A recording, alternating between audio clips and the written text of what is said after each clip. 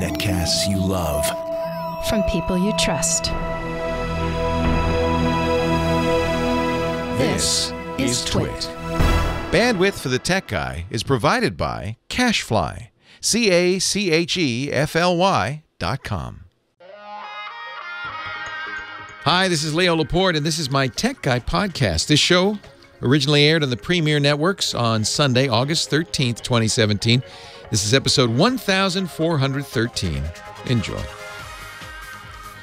Well, hey, how are you today? Good to see you. Nice to see you. Thank you for joining me today. Leo Laporte here. I'm the Tech Guy, and this is a radio show for the next few hours where we just talk about tech, computers, and the internet, but more than that, really. I mean, these days, technology's everywhere, isn't it? It's pervasive. It's in your phone. In fact, I think for most people, the computer they use the most, their most useful computer is their smartphone. It's not really a phone.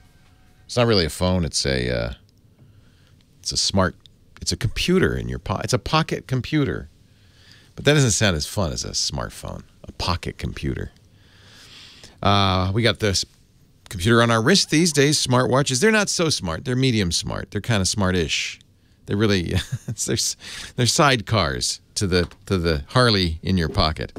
What else? We got virtual reality, augmented reality, all sorts of stuff. 8888 Ask Leo is the phone number. 888-827-5536 if you want to talk to me. 8888 Ask Leo.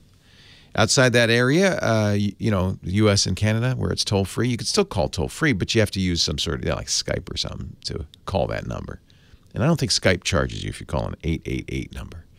8888 Ask Leo. The website, techguylabs.com. Love to hear from you. If you have a comment and you can't call in, or you're shy and you want to talk about it on the website, you can do that as well. techguylabs.com. I don't want to give them a free plug, but I'm going to anyway, because T-Mobile now has a better deal for people over 55. I like that. Being of a certain age myself, finally a senior discount. It's interesting. I think T-Mobile probably, there's two reasons, right? One, because they do skew young in all their advertising and marketing. Even their color magenta kind of speaks, youth, right? They want the youth, the youths. But the other reason they want us old folks, and I think they've got it wrong, is they think we'll use less data on their all-you-can-eat data network, right? Oh, those people. Well, Grandpa's only, doing email and going to AOL. So we're good with him. Yeah, well, it might surprise you. This Grandpa here might surprise you. They also did something that, to my knowledge, no carrier is doing. Verizon has had the Droid, which is really just kind of a Verizon-branded Motorola phone. But it looks like T-Mobile's launching its own Android phone, and I have to praise them for this. We're not sure who makes it. The thinking is it's made by Alcatel, a French telecom. It's a nice Android phone. Not great, but decent. And they're going to charge, I think, $120. There's got a fingerprint sensor. It's got a decent screen. $125. Now, the real key for me, T-Mobile, if you're listening, I just gave you a free big old plug, okay, on national radio. But here's the key: if you want to stay in my good graces, you got to do Android security updates. You got to keep them up to date. This is a big problem with inexpensive Androids all over the world. There are lots of Android phones out there, 1 billion or more.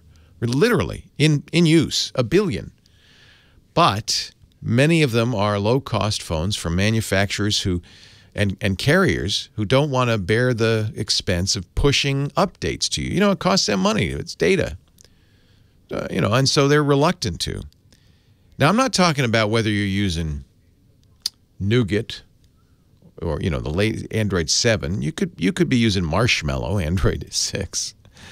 But the security patches are really what I'm talking about. Google puts those out monthly. They just put out the August security patch. And if you're not getting them within a month, if you are, you're back on March, as many smartphones, even the expensive ones are, then you're at risk, because it's just like Windows updates. And you know, I say all the time, you've got to do those Windows updates. Your Android updates are just as important. And it's not your fault. Companies, the cell phone companies, the manufacturers are not doing their part to push them out. So T-Mobile, here's a great opportunity for you to offer an inexpensive Android phone it's running Nougat, Android 7.0, but let's keep it up to date. Could you make that promise? Every month, when those Android security updates, you will push them to your customers promptly. Then I would have no trouble recommending this phone. None at all. I'd be thrilled to. Study on Instagram studied 168 individuals, 43,950 photos. They used, of course, machine learning to look at those photos. Of course, everything now is machine learning. And what did they discover? That they can reliably predict depression and other kind of emotional disorders, mental illness as well, through your pictures. They looked at the pictures. They correlated them with the subject's mental state. And then now they say they can predict better than psychotherapists with a better result, a higher success rate. What are they looking at? It's interesting. It's of course what they're taking pictures of, and darker colors. Yeah, that's a negative mood. Happier folks prefer vivid colors. You would think that selfies, like would people take more selfies or fewer? What do you think? More selfies or fewer selfies if they're depressed? It turns out you take more selfies. It's not looking at whether you're happy or sad in the selfie, but the number of selfies. It's a fascinating study. I don't know if this bodes something for the future, but I wouldn't be surprised. We've seen people do this on Facebook. University researchers, this isn't just Facebook doing it, looking at posts and so forth. And the idea would be, I think, and I think this would be a beneficial outcome, if Facebook could, just kind of monitor everybody with machine learning, not with a human, but just, and if you see some significant markers of depression, maybe offer up some content that would help. Referrals to suicide hotlines or therapy or that kind of thing. What do you think? Facebook has immense power now with 1.5 billion. Actually, it's 2 billion daily monthly users, active. Let me get that right. 2 billion monthly active users. The daily users, though, is more than 1 billion every day. More than 1 billion people use Facebook, and they tend to use it for half an hour to an hour at a time. So that's immense power. Many people, if not most people, get their news now from Facebook. It's one of their primary news sources. As fewer and fewer people watch network news at night or read a newspaper, those seem like very old-fashioned things, don't they? I used to watch Walter Cronkite. People watch the network news if they're under 30? I don't think so. And nobody's reading newspapers, right? It may be online. Facebook becomes a big source of news. And now you have to wonder, I was talking about this with my wife this morning, if Facebook's going to take advantage of that.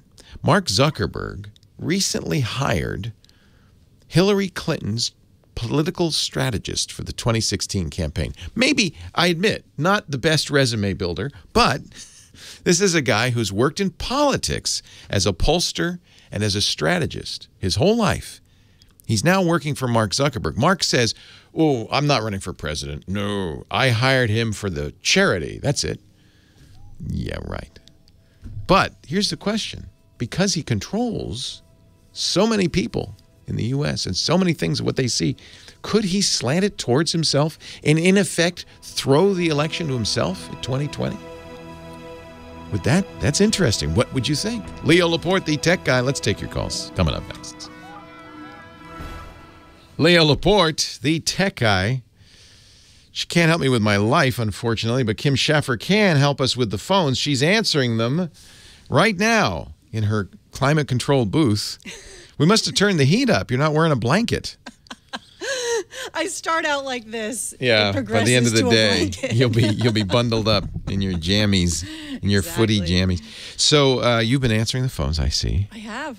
Anybody exciting? Yeah, well, I think we're going to go with a little Facebook question to start off Good. today. Yeah, That Susan in Torrance. Fits right in with the topic of the hour. Yes. Thank you, Kim Schaffer. Hello, Susan. Leo Laporte, the tech guy. Hi, Leo.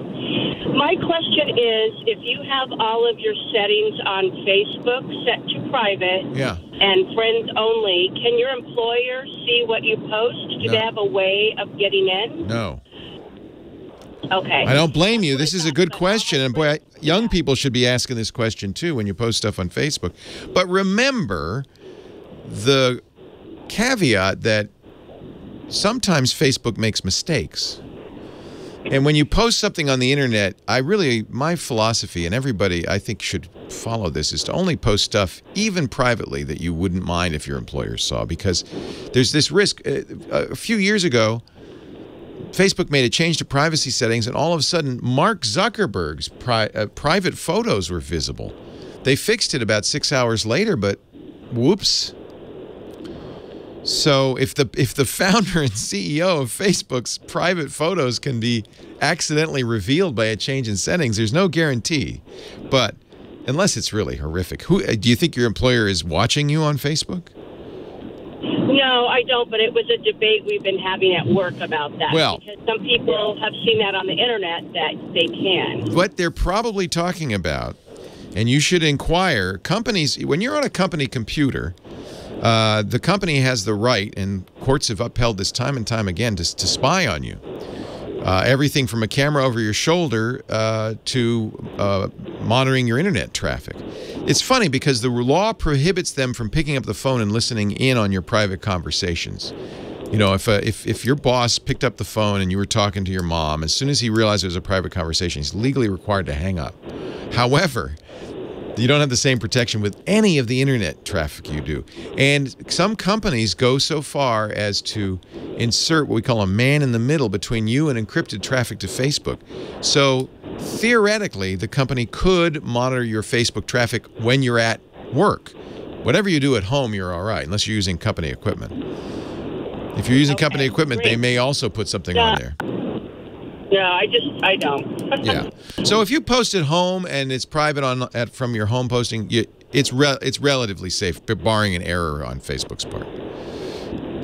Okay, great. Thank you so much. Good question. I hope you won the bet.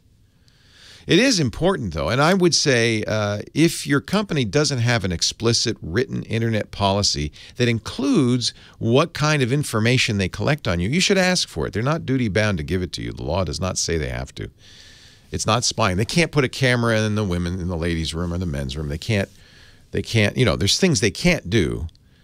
But when it comes to what you're doing on the internet, the company has free reign. They can read your email.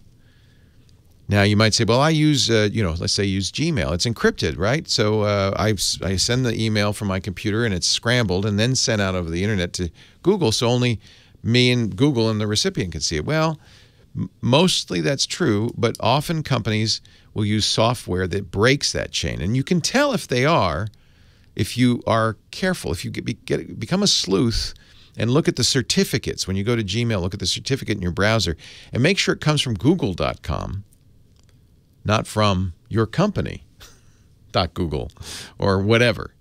What they would do is they'd set up your computer and they'd set up their network in such a way that you don't use the Google privacy certificates, the Google keys, to scramble your mail. You use the company's keys when the company then sends it along to Google. That, on the surface of it, doesn't look any different. You have to do a little investigating. But I really would, because of, goofs Facebook's made in the past, and this is true really of Snapchat, and, tell your kids this too. Don't post anything up there that you wouldn't have grandma see, because mistakes happen. Remember on Snapchat, people were using third-party Snapchat apps, which were then saving all the pictures and stuff? How embarrassing. The internet is essentially a public place. There's some privacy protections, but it's essentially a public place. Rick in El Cajon, California. Hi, Rick. Hi, Leo. How are you doing, buddy? I'm well. I'm great. How are you? Oh, we're doing okay down here. 104 degrees this past week. Holy moly. It's supposed to get cooler, so I think we're going to be moving up your way. Yeah, we have a perfect climate here. Rarely gets that hot. It's a God's country. Leo, about 6 years ago, I was following your program, and you had given a hint on Google's Pixis 3 program for photos to be on your computer. And Google has since dropped that. They don't update it. They don't supply any help with it. Is there some way that I can transfer all of the photos on that Pixis 3 to a Google current photo album type system? Yeah, what is you saying? Pixis 3? Is this a phone? Is this? I don't know what that is. Oh, are you talking about Picasa? Picasa. Thank you. Okay. Now, thank you. Winton translated. He's in the studio. Oh, he's talking about Picasa. Yeah, so what they did is they transitioned Picasa. Remember, Picasa was a third-party paid program, great photo editor and library. Google bought it, made it free, but then they discontinued it. And what they did is they basically moved Picasa Web, the website of Picasa, over to Google Photos. And I think the plan was to take the software and kind of incorporate it into the Google Photos online software. This was all back when they were doing Google Plus, and I think they wanted Google Plus to become, I don't know what you know what, Google's strategy is often, I don't even think they know what they're doing sometimes. So this was a messed up strategy. There are other programs you can use like Picasa if that's what you want, but I think what I would probably do in your case is continue to use Google's online photos, photos.google.com, upload everything to it. One of the reasons you do that is because they have machine learning that can categorize it for you. A lot of the work we did in Picasa when it was on our computers was to organize our photos into folders and things. You don't have to do that anymore because kind of Google gives you the categorization. If you took a trip to Rio de Janeiro, you just search for all your Rio pics, and boom, they're there. Google does a very good job. You can even search for all the pics of your dog, your pictures of rainbows. It does a very good job of this. And so that would be photosgoogle.com. Photos.google.com. They have a desktop uploader that you can install on your computer, and you can say, just keep an eye on these folders. You know, your Windows Pictures folders for it. And upload anything I put there. Just start putting all your photos in that folder when you take pictures with your camera. If you use a camera phone, as most people do, Google Photos on your phone will do that automatically.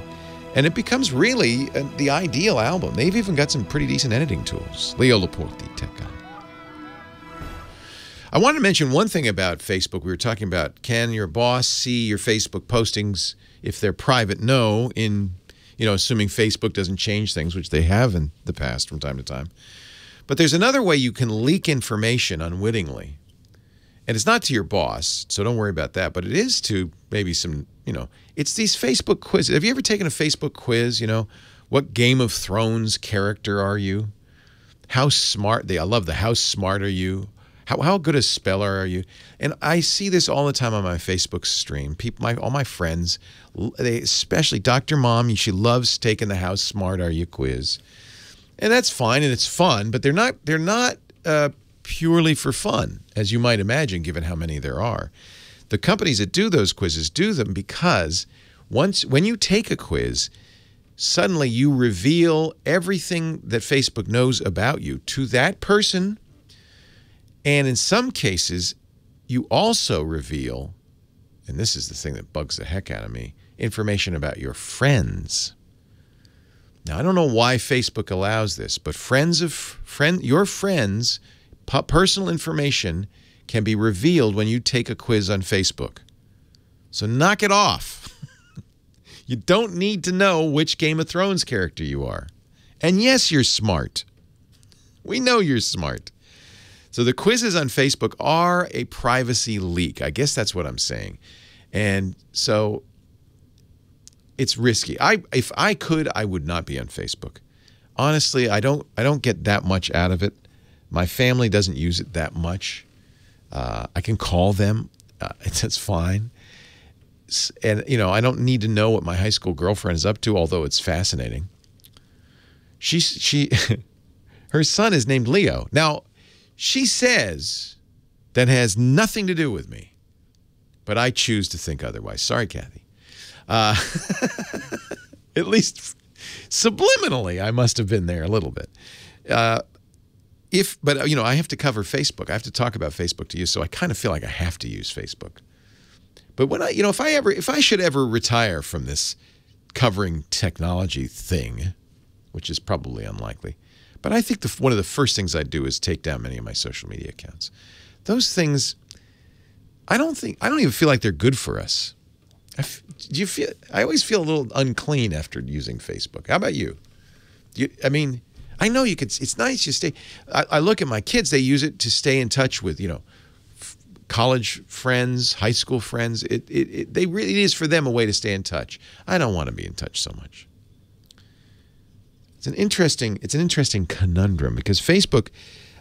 And again, we were talking about Mark Zuckerberg running for president. It's hard for me. He seems like a nice guy. He seems like a benign guy. He seems like he would be a benign leader. I don't know how competent he'd be, but he seems like he'd be a benign enough leader. But seems isn't is. And if you think about Facebook's business model, it really is pretty straightforward. It's gather as much information about its users as they can. And they certainly encourage you to give them information, and we willingly do in return for the use of Facebook. It's free, let's not forget. The price we pay isn't in dollars, it's in personal information. Just remember, that's the price you're paying to use Facebook. And what does Mark do with it? Well, some of it's obvious. He sells ads. And by the way, I think in the next few years, it's going to become very apparent to every company that Facebook ads work better than anything else they're doing, including Super Bowl ads, including Google ads. Google and Facebook really are dominant here.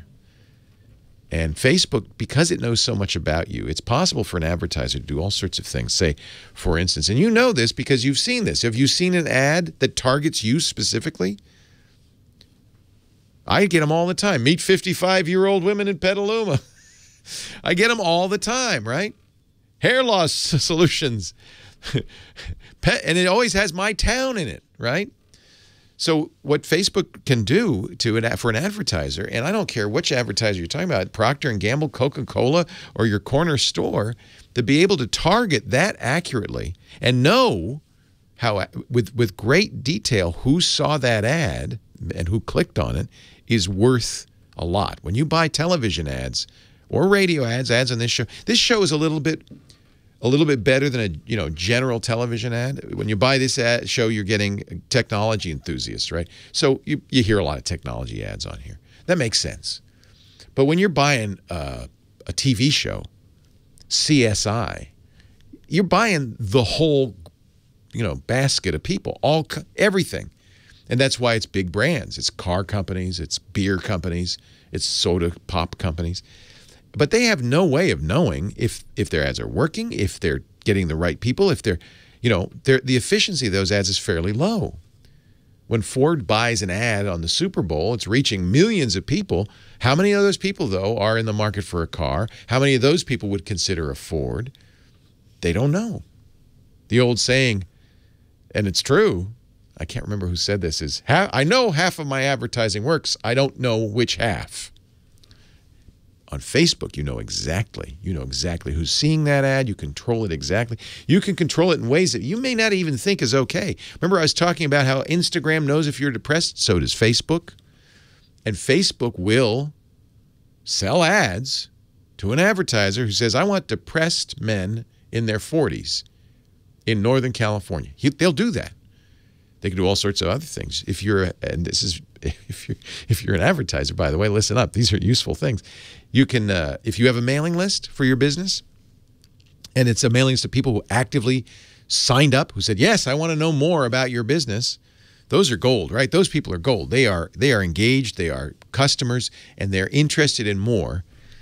You'd love to reach more people like that, wouldn't you? Well, you can go to Facebook and say, here's my mailing list. Here's all the emails I have. Facebook knows 90% of those people, right? Oh, yeah, we know, Leo. Yeah. And then what you can say to Facebook, I already reached these guys. I don't need to advertise to them. Would you advertise to 1 million other people just like them? So they're doing analysis on my mailing list and saying, okay, we know the kind of people who are interested in your business. Now, here's 100,000 more that don't know about you. That's gold. You're advertising people who are most likely to go back and take advantage of your ad and your business. That's gold. No one else can do that. Even Google can't do that because Facebook knows so much about you, even down to whether you're depressed, what your politics are. It's very useful for political candidates. It's the future of politics is Facebook advertising. Donald Trump spent very little money on media. He spent almost all of his ad money on Facebook to great advantage. You know, they point to all sorts of reasons why Trump won the election. My opinion, that's the way he won. That was a very interesting effort, and I think every candidate, every future candidate, every politician looked at it and said, "Oh, and you watch." That's why it worries me, because who has access to all the content on Facebook? Mark Zuckerberg. Should he decide to run, he can pull all sorts of levers in very interesting ways. That actually worries me. If he decided he wanted to be president of the United States, he could do it. Really, the only question is, why would he? He might have more power as at Facebook than he does as president. Although they did change his stock about a year ago so that he could, if he took a government job, it says this explicitly, continue to run Facebook. 8888 Ask Leo. More of your calls coming up right after this. Leo Laporte, the tech guy. The Reverend Al Green. 8888 Ask Marvin Gaye. Al Green, Marvin Gaye, they're all the same. You're right, Marvin Gaye. What am I thinking? Mercy, Mercy Me. The Ecology. He's a reverend too, though, isn't he, Marvin? Well, I know he's the late reverend. Is he not? His father was a reverend. His father, the guy who shot him, was a reverend. All right, never mind. I'm sorry I brought the whole thing up. Let's just forget it. Moving. Now you know I am the tech guy, not the DJ guy. Now we go to the Netherlands, and I hope I'm saying your name right. Dom. Is that right, Dom? Yeah, that's pretty good. Let me hear you say it. I'm Dam. Dam. Hi, Dam. Hi. Good. Yeah. Well, that's funny. That woke up my Amazon Echo. I'm sorry about that. It must have a little Dutch streak in it. What can I do for you, Dom? Well, we have a cable system here at home, just as you have in the US, and we've been having lots of disruption in the signal. The kind of digital distortion. I hate that. All that stuff. That's probably because we live right next to a 4G mast, so there's maybe. The first thing to look at is everything from the point the cable gets to you inward. I had last night, I was trying to watch a American football game, and it was very annoying because it kept going bzz, bzz. And of course, what do? You go and you jiggle all the cables, you reconnect. Finally, I ended up turning off my AV receiver and turning it back on again and fixed it. So something had gone wrong in the software of the AV receiver. My point being, it could be out there, but it also could be in here. And so you've kind of got to go through the whole chain. Easiest way to do that would be eliminate everything you can. Connect a TV. If you have a TV with a cable jack, connect it directly to the cable coming into the house and see if that's okay. If it's not... Yeah, we tried that, indeed. It didn't work, though. We figured out what it is. Our house was built in the 90s, and back then they didn't have the same frequencies in the air as there are now. And the cabling in the wall actually isn't up to the standards. So there's Exactly radiation right. coming from outside the house. Exactly right. Yeah. The cable is not Normally, when coax cable, the kind at least that's used here, and I would presume in the Netherlands as well, is shielded coax cable. But maybe so they used a thinner cable or something that wasn't shielded. Right. So that's the issue. We figured out that's the problem. Yeah, good. All we did is we bought a device called an HD home run. I don't know if you've heard. I do, and I love it, from Silicon Dust. Yeah. Right. I love it too. I use it upstairs to watch it through my computer, which I hooked up to my TV. But we would also love to use it in the living room. Right now we have a normal set-top box from the cable company, but as I said, lots of disruptions in the video signal there. So basically what I'm looking for is a device that we can hook up to the TV downstairs and watch TV through, something like a Chromecast or something like that. But, ideally something with a remote control that we can use as a normal zapping device, basically. So you want to hook up something that gets internet television on your TV, or that it connects to the cable? No, internet television. That connects to the HD home run, so we can use the signal from there. I think the HD home run has exactly that kind of thing, a base unit, and then you can use your Wi-Fi to you have your base unit upstairs. And I don't use an HD home run, but I know a lot of people in the chat room do. So I think it's called the Home Run Extend. And it's we actually have the Extend. Oh, okay. And that's the device that just receives the signal from the cable company and turns it into a network stream. Got it. But you can't use that on other devices? I mean, you can only use it on one at a time? No, it has 4 tuners in it, so you can use 4 televisions at the same time, basically. But I'm looking for an easy device that will stream it to a television, basically, so that something I can hook up to a TV and control with a remote control, not with an app, not through or anything like that. Just something that will sort of natively work, basically. So you almost, in effect, you want something like a Roku or a Chromecast, but instead of picking up Netflix, it picks up the HD home run. Right, that's right. Aha! Well, now chat room is going to have to help me here. That's an interesting thing. Is there so if for instance you used Plex, you could put Plex on your Roku, and then your Roku would be remote controlled and all of that stuff. It looks like I'm actually, somebody's posted in the chat room information, and it looks like you should be able to do exactly what you want to do. Home run products, central device connecting live TV to multiple viewing locations.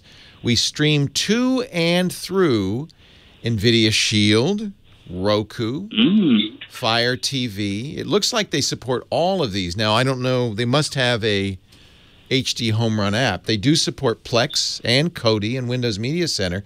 They're smart. These guys are smart. They've made it work with everything. Unfortunately, I don't see Chromecast on here, so it looks like it's something you have to be able to install their app on.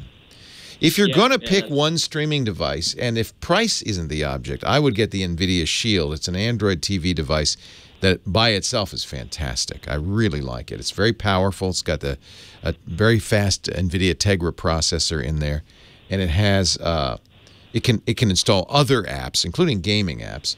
But if you want to go cheap, a Fire TV. Actually, it doesn't look like it does support Roku, but if it supports Plex, then you probably could put Plex on your Roku and make it work. But get a Fire TV stick. Do you have? I'm embarrassed to ask this question. Do you have an Amazon? And does they? I know there's Amazon Netherlands. Do they sell the Fire TV there? That might be another question. That's a good question. I would have to go and find that out. I'm not too sure about it. Amazon's funny. A lot of the things Amazon sells are not available globally. Sony has an Android TV, Android phones, Android tablets, NVIDIA Shield. I like the NVIDIA Shield. I know that's sold in the Netherlands, but that's $200. It's expensive. So there are plenty of devices. I'm looking. Apple TV. If you're in the mood to have Apple's iTunes store on your television with their movie rentals and their TV show rentals, that'd work. Oh, I didn't know that would work because we actually have one, but I haven't looked on that yet. It supports TV OS. So what I would say, well, that's the Apple TV OS. So what I would say is, and you'll have to look at the Silicon Dust website, but I would bet you there's a home run app that you would install on your Apple TV. So if you have an Apple TV, you're golden. Oh, that's sweet. I'm going to have to try that out. Thank you very much. My pleasure. Thank you for listening in the Netherlands. I appreciate it. Do you listen to the podcast? No, I listen live. I'm actually looking at you right now through my Kodi powered TV. Nice. Oh, and you have Kodi as well. Oh, you're yes. You know the answer to all these questions. You're just sandbagging, aren't you? You know. No, I really didn't know about the Apple TV app. So that's yeah. Well, it also works with Kodi. If you got Kodi working, I know. Yeah. I use it upstairs through the computer, but downstairs we don't. Yeah, sounds like you have a pretty good setup. Dump the cable. Who needs the cable? Right? Yeah, we don't have a good streaming provider in the Netherlands yet. Oh, interesting. Where are you in the Netherlands? Near Rotterdam, actually. Okay. And you can't get over-the-air signals? No, there are a couple of providers that do that, but the signals aren't very good here. So Yeah. It's kind of rural. Yeah. Well, that's nice. It's a pleasure talking to you. I call it Holland because I'm an old guy. I love the Netherlands. Beautiful country. And as always, with everybody I've ever met in the Netherlands, your English is better than ours. It's kind of amazing. I don't know about that. Certainly better than my Dutch. Nice to talk to you. Take care, Dom. All right, bye-bye. More of your calls still to come. Leo Laporte, the tech guy. Well, hey, how are you today? Good to see you. Leo Laporte here, the tech guy. We're going to spend the next hour or so talking high-tech, computers, the internet, home theater, digital photography, smartphones, smartwatches. Chris Marquardt, speaking of digital photography, our photo guy. Chris is here, right, John? I think he's going to be here, in half an hour. And I think we're doing a photo review. So if you've submitted a photo illustrating joy, whatever that, it could be Regis Philbin's wife. It could be anything with joy in it. Then we will. That's an arcane fact, isn't it, that I know? I don't know why I know that. Actually, I do know why I know that. When I used to do, every few months, I would go to New York and do live with Regis and Kelly. Started in about 2001, continued doing that for about 10 years. And, in fact, I did it right up to when Regis retired. That was kind of when I said, well, Regis retired, I'm going to retire. But at one point, I taught him how to use Twitter. That was an experience. Not a touch typist. Old Regis Philbin, sweetest guy ever. I went up to his office. They filmed it. I went up to his office and I said, "Okay, Regis, we're gonna use Twitter." He knew what Twitter was, but they have people to do that. And he said, "Well, I want to do my own tweeting." So we did a tweet. It turned out the tweet that he did was, I announced my retirement, and he one character at a time.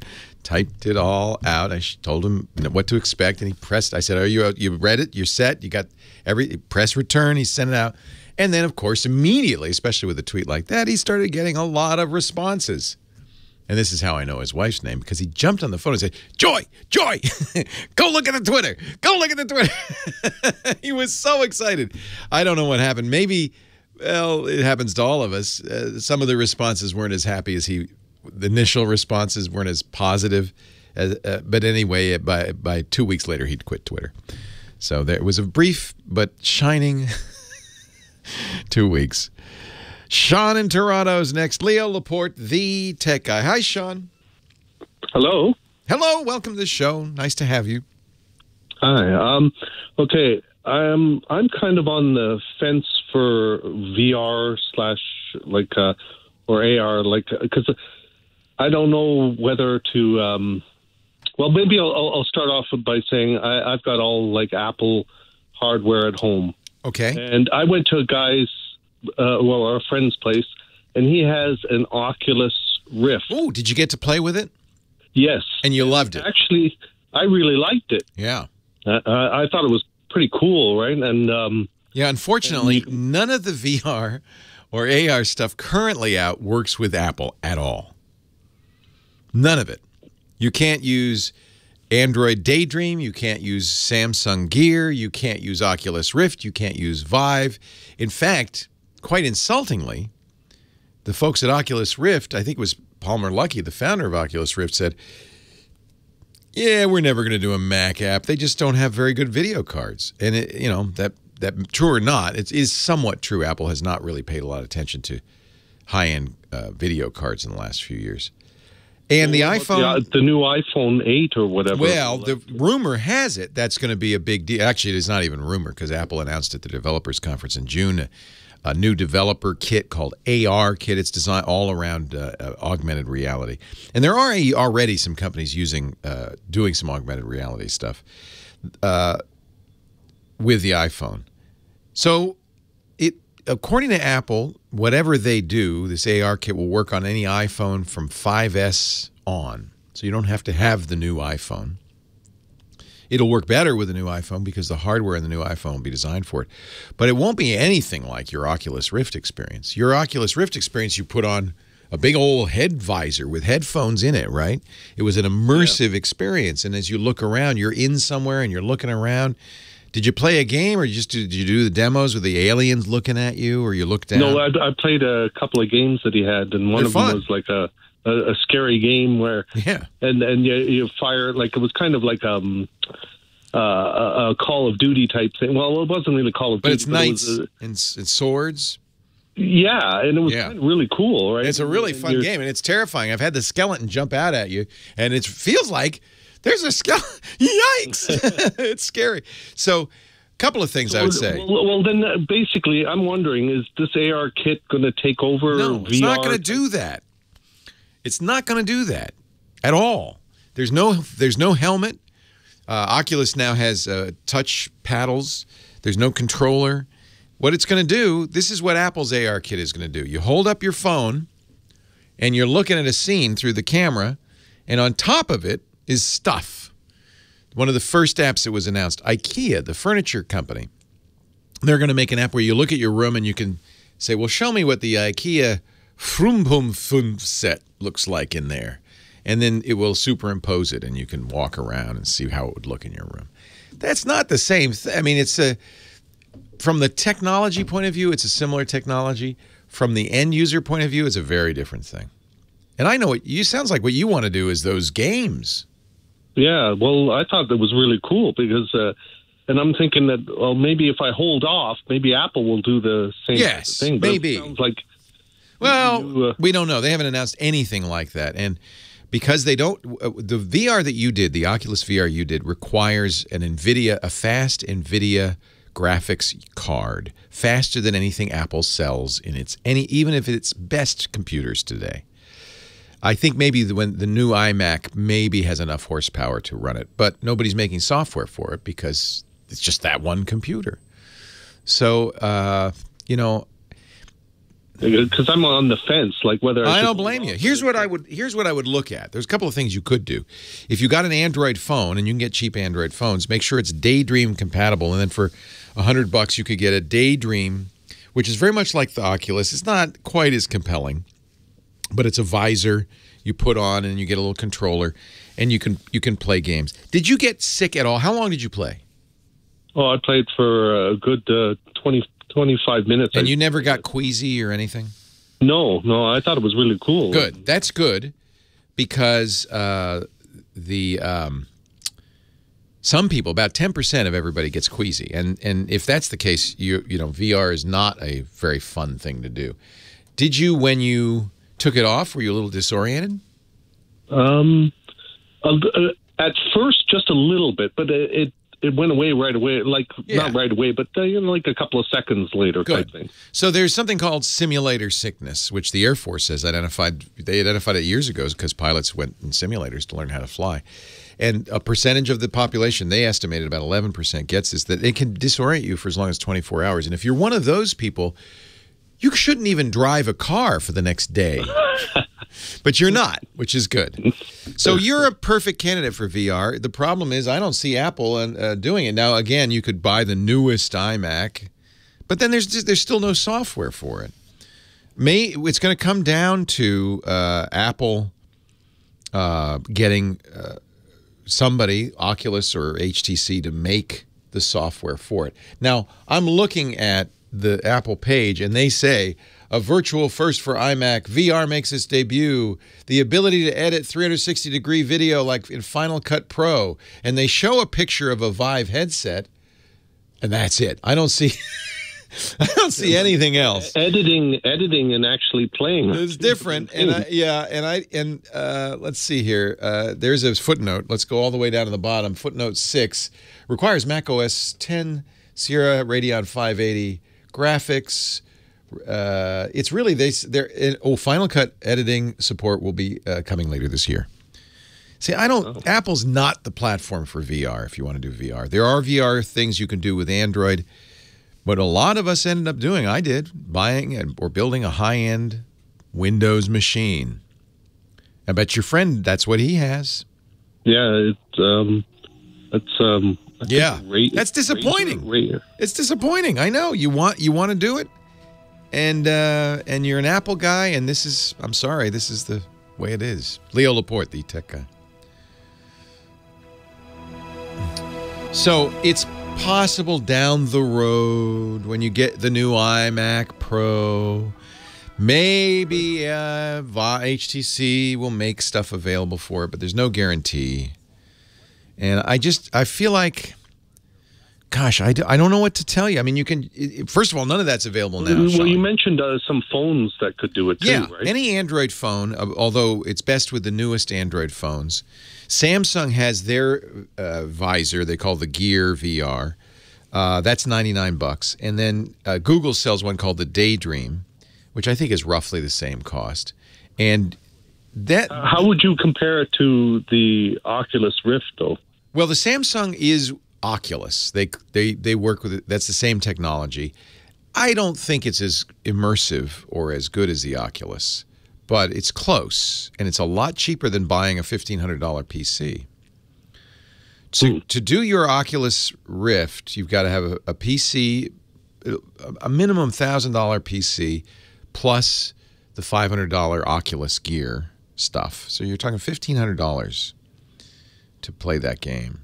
I think you should just go over to your friends more often. Yeah, I think I might do that. You can. There is something called Google Cardboard. You just have to bring more beer to them. Yeah, exactly. It's more fun with somebody else anyway. But it's going to be. It's possible you'll be able to do it if you get a newer Mac, but I wouldn't rush to get a newer Mac until you see all of that stuff emerge. Yeah.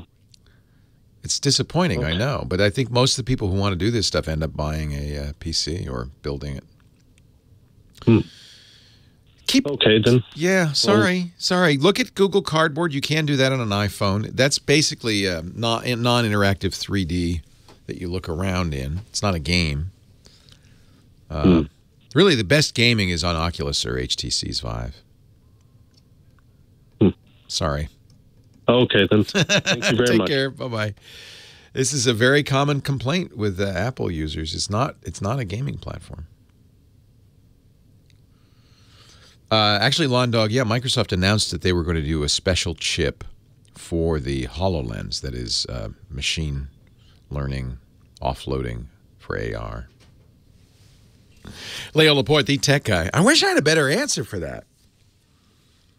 There's no way that I know of to do modern VR on a Mac. And Palmer Luckey, formerly of Oculus, said there never will be. Boy, he got a lot of heat for that. But it's, this has always been the problem with Apple in general, is it's not been great for high-end gaming, great for casual gaming. iOS is easily the best platform for casual gaming. Words with friends and field runners and stuff like that, but it's not for high-end gaming, and the Mac is not for high-end gaming. Apple, it's hard for me not to be dismissive of Apple at this point. I've stopped buying Apple computers, to be honest. They don't really want to be in the computer business. I'm sorry to say, but that's obvious. It's obvious, despite all their protestations. Oh, we're all in on the Mac. They don't want to be in that business. They haven't for a long time because they make so much money on the iPhone. It's very hard for a company when you have a hit product like that not to just put everything in that basket. And it's a little strange because if you're going to write software for the iPhone, you need a Macintosh. But so there's a market for sure, and of course inside of Apple, everybody uses a Macintosh. I don't know what's going on over there, but they have really flopped. Their latest hardware, the MacBook Pros, absolutely second rate, way overpriced. There's much more variety and choice on the PC side. Now, I'd prefer to use Mac OS, but in the face of this mediocre hardware at a very high price and a dearth of applications in some areas, particularly high-end gaming, it seems like the only choice would be to go over to a PC. My personal preference, not a big fan of Windows either. So I use Linux, the free open source operating system, on most of my PCs. And I find actually Linux these days is easier to use than ever before. Yes, I hear you, Chris Marquardt. You're working. Chris Marquardt's our photo guy. He'll be joining us in a few minutes. I don't want to go off on a diatribe against Apple. I love Apple. I bleed rainbow colors, and I have ever since the Mac came out. It was a revolution. But at some point you can't, denial has to, the scales have to fall from your eyes, and you have to admit the truth. Here's a company that's lost its way, or if they found the way, but it's not the way I'd like them to go. Maybe that's a better way to say it. They know where they want to go. iPhone, and maybe they can convince you to buy an iPad instead of a laptop, iPad, but not Mac. And this is a perfect example. Everybody's all crazy, gaga about virtual reality. You can't do it on a Mac. Right, now, to be fair, you can't do it on Linux either. You got to have a Windows 10 PC. Bruce, Pasadena. Hey, Bruce, how are you? Hey, Leo, how are you doing today? I'm great. Good to hear from you. Thank you. Hey, Leo, I'm having problems with Google Voice. Uh-oh. And I'm an old Google Voice user. I go back to when you had to get the invite to get it. And yeah, me too. Me too. I was a Grand Central user before they bought it and turned it into Google Voice. Yeah. I love it. I've been all in. It must be 10 years now. Yeah, it's great, except all of a sudden, as of last Thursday, when I dial out the other end, they don't get my Google Voice number anymore. They get private number. That's all that shows up. And I'm like, what? So I've reloaded the app 2 times, and it's still doing the same thing. Any suggestions? Well. And you've looked at the settings, because I know that there is a setting. Maybe that's what happened. And I think with Android it changed where does it tell you your phone number or not. This also maybe, and one of the things that screwed up Google Voice is Google Fi. So Fi is Google's cellular company. They buy bandwidth from T-Mobile, Sprint, and U.S. Cellular. They bundle it together, and they sell you a phone with a Google Fi chip. They're my carrier on my Google Pixel phone. And what happened, as soon as I signed up for Fi, they said, okay, this is a one-way street. We're going to move your Google Voice number over, and voice is going to, change a little bit. Fortunately, I've figured out, it's not easy, how to get to Google Voice. If you go to voice.google.com, once you're a Fi customer, it sends you to Fi, and you have to go to the very bottom of the page, and the little tiny print, it says, go to Google Voice. And then you can go to Google Voice. All the settings are there. But they have changed some things for Google Voice users. For instance, Hangouts used to be able to send and receive text messages at your Google Voice number. They stopped doing that. You can only do that if you're a Fi customer now. SMS no longer works with Google Hangouts. And I'm wondering if this number thing is related to that. So I'm pretty sure, and I should look, but I'm pretty sure there's a setting that says what number to use when you call from Google Voice. Remember, for people who don't know what Google Voice is, it's a service that gives you a new number, a Google Voice number, that you can then have all your phones ring. But when you're calling somebody from a cell phone, it could either identify that cell phone's number. You probably don't want that, right? Because that's your secret number. You want it to say your Google Voice number. You know, it may be that what they've said now is, well, it'll either identify the hardware phone number, the cell phone number, or no number, but you can't say the Google Voice number anymore unless you call via Google Voice. Now, you can do that. If you use Hangouts, do you use Hangouts? And make a call via Hangouts, it will use your Google Voice number, and then it will identify you as a with a Google Voice number. Okay. Okay. So I think this is related to Fi. They've subtly changed how Google Voice works, is I guess the bottom line. And it may be that it no longer does the caller ID the way you want it to do, that you have to use Hangouts to make the call. If you use Hangouts to make the call, it'll say you're using Google Voice, and then it will use your Google Voice number as a caller ID. Okay. All right. Okay. Great. Okay. Great. I think that's what happened. I think and it makes sense. Private or the actual hardware, phone number. But if you want to use the Google Voice number, you got to use the Google Voice data calling service. I guess that makes sense, and maybe that's what happened. Is Google said, well, the way we're doing it, it's complicated. Okay, I was just ragging on Apple. I'll be fair now. Google is not. I love Google. I use their services. Somebody was saying, I saw on maybe it was on Reddit, just for giggles, try not using Google for a week. Well, good luck. It's not, for me, not possible. I could not use, I could easily not use Google Search. I'd use some other search, but there's all sorts of services I use, including Google Voice, Google Mail, Google Docs, that I couldn't stop using for 1 minute, let alone 1 week. Nevertheless, they drive you crazy. They keep changing things. Now they've got messaging built into YouTube, as if Google didn't have enough different ways to message. No, there's no coherent strategy at all. It's kind of the opposite of Apple. Do everything. Leo Laporte, the tech guy.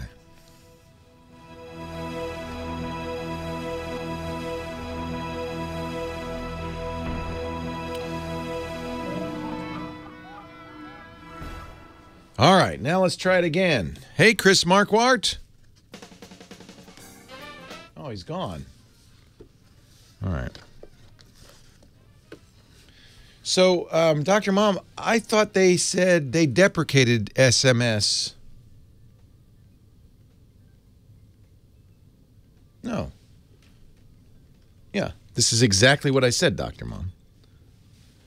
If you use Hangouts as your text messaging app, switch to another text messaging app. If you are using Google Voice and Project Fi, you can send text, but not as an SMS. You can't use it as SMS on your phone.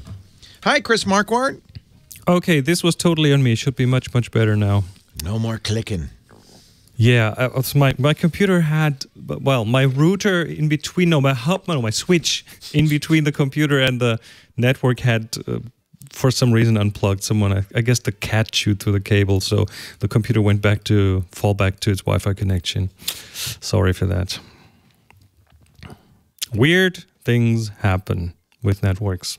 I'm surprised it worked at all. It's unplugged. How did it work at all? Well, the Wi-Fi is okay. Oh, in the here Wi-Fi usually, kicked in. I get it. Well, it switched back. It fell back on the Wi-Fi that it shouldn't have. But anyway, I found the plug and it was not where it should have been.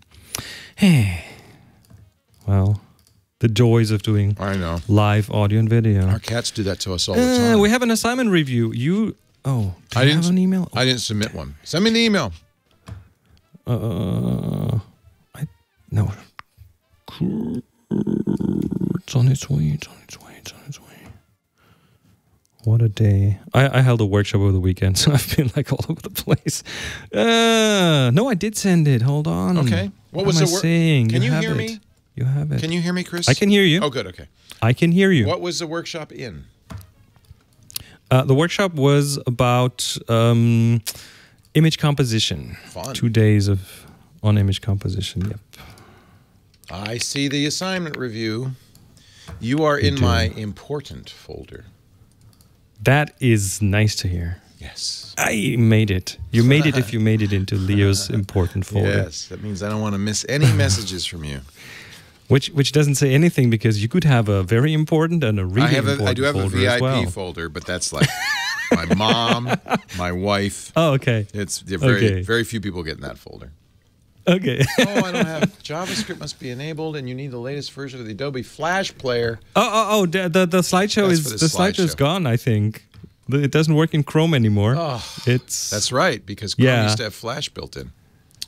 I don't think they do anymore. Damn you. The one place you also need the other place you also need Flash is if you want to watch some video on a BBC UK website. They really got to stop doing that. That's ridiculous. This is 2017. I mean, who does that? Right. Well, I mean, I'm happy that Flickr gets some attention at all because I don't know, probably one guy working on that at this point. That's what it feels like sometimes. Oh well, it's still around, and I think we'll use it as long as it's here. So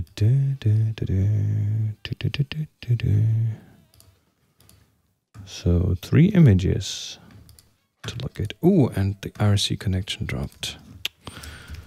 Chrome stopped bundling Flash, so you have Flash installed, folks. The folks who are getting Flash, that's because you installed Flash. But I ain't installing Flash. Mama, don't take my Kodachrome. Yes, it's that time once again. We missed him last week. Chris Marquardt is back. He's our photo guy, host of the Tips from the Top Floor podcast, tfttf.com. Discoverthetopfloor.com for his fabulous workshops. You did one today. What was it on? Oh, hi, Chris. I should turn... here in the Viewfinder Villa, we did a workshop on image composition. Very basic stuff. Image composition is something you can use for every photo you will ever take. So if you know what works, what doesn't work, why it works, if you know about some of the, I'll put them in air quotes, rules of photography. You got to know the rules if you're going to break the rules, right? There are not as many rules, though. Most of them are more suggestions than rules. I mean, we're talking like the rule of thirds and the golden spiral and these kind of things are, not really hard set rules. They're more like suggestions. I was thinking about this the other day. You know, my wife, who is already a better photographer than I am, but is kind of new to it and is learning, has a great philosophy. She talks to every photographer, and we get a few come through the studio, and every time she meets a pro, she asks them a whole bunch of questions about their process, and she's a sponge. She's just learning like crazy. It's cool. Both of us, it's probably our primary hobby. It's really fun. And it's fun to learn from the best, like you, Chris. And you know, the one thing that I find, especially on the workshops that we do here in the villa, is that people learn most by looking at photography and by looking at each other's photography. So I make a point in sharing photography here. I give them a homework before the workshop and ask them to bring their 3 best pictures, which gets some into real trouble because they often haven't thought about that before. And then I can tell you my 3 best right away. If I asked, you do have 3 best. Oh yeah, I can tell you. But a lot of people don't work this way, and then when you ask them, they start scrambling for. It's easier for pictures. me because I don't have that many good pictures. So the ones when I get a good one, I remember that one. So let's do that right now. Let's do that. Let's try it right now. We have for the last month, actually a little more. We've been asking people to take pictures illustrating the word joy. That's really a wide open subject. And then when they get a good one, upload it to our Flickr group, the Tech Guy group on Flickr. You've been looking at those, and you've picked a couple, 3 in fact, to talk about. Yes, I did. And the interpretation, I have 3 different ones that I picked. One is something that brings joy. The other is a photo that shows something that looks like joy. And the third is something that I think is joy. So we have a lot of shots of kids and animals and people generally looking happy. But the first one I chose doesn't really show a person's face, and it's by Larry. And the title is All That Jazz, and you see an instrument. You see, I think it's a flugelhorn jazz instrument, like a trumpet, and one of these things. He has one of these plungers in the front that gives mute. Wah wah wah. Yeah, it's a mute. Yeah, except it's actually a plunger. Wah wah wah sound. Yeah, right. It is a plunger. Yeah. They do use actual plungers for that. Yeah, you can buy a mute, but why when you can get it at the hardware store for nothing? Exactly. And music, having played music myself, I know if you play music and if you do it well, that brings a lot of joy to you and to the people who are listening to your music. So joy and music for me are deeply, deeply connected. So that's why I chose that picture. It's a nice picture. The light is nice on it. The colors are beautiful. It's a detail shot. That's what I like about it. He really got in close. I think a lot of times people don't get close enough. And he really got in. That's one of the things we talked about on the weekend. Get in closer. Do yourself a favor, and if in doubt, get in closer. You will usually bring back more interesting photos. So that one is one of those examples. Great shot. Love it. Next one is the second one, Pure Joy. By Gerald Wiley, Pure Joy. And what you see is a dog running towards the camera on a meadow of sorts. And the look on the dog's face, I'm not an expert on dogs, so I don't know if dogs really smile or if that is just it being relaxed, it being whatever, but it looks like it has this big grin on its face, and it looks genuinely happy on that picture. Is that what dogs do? Do you know? Yeah, well, the thing about dogs, the reason dogs are great is they show emotion. You know, when you're an actor, they tell you if you want to study emotion, study a dog. If you want to study relaxation, study a cat. Because cats, they don't really show any emotion, but they're very relaxed. Dogs, it's all about emotion. And yeah, that looks like a pretty joyful dog. That is no unhappy dog.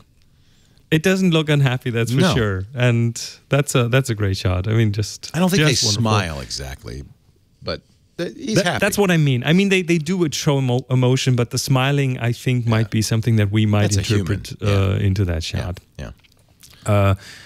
But the third one, I mean, that's probably the purest joy that I've seen in a long time. So it's a photo of a girl in a dress. It's a black and white photo. The girl's wearing a dress, and it spins around. It swirls around. So the dress, the skirt of the dress kind of bulges outwards. And she's completely in her own world. You can see that. Probably on a wedding or something. That's what it looks like.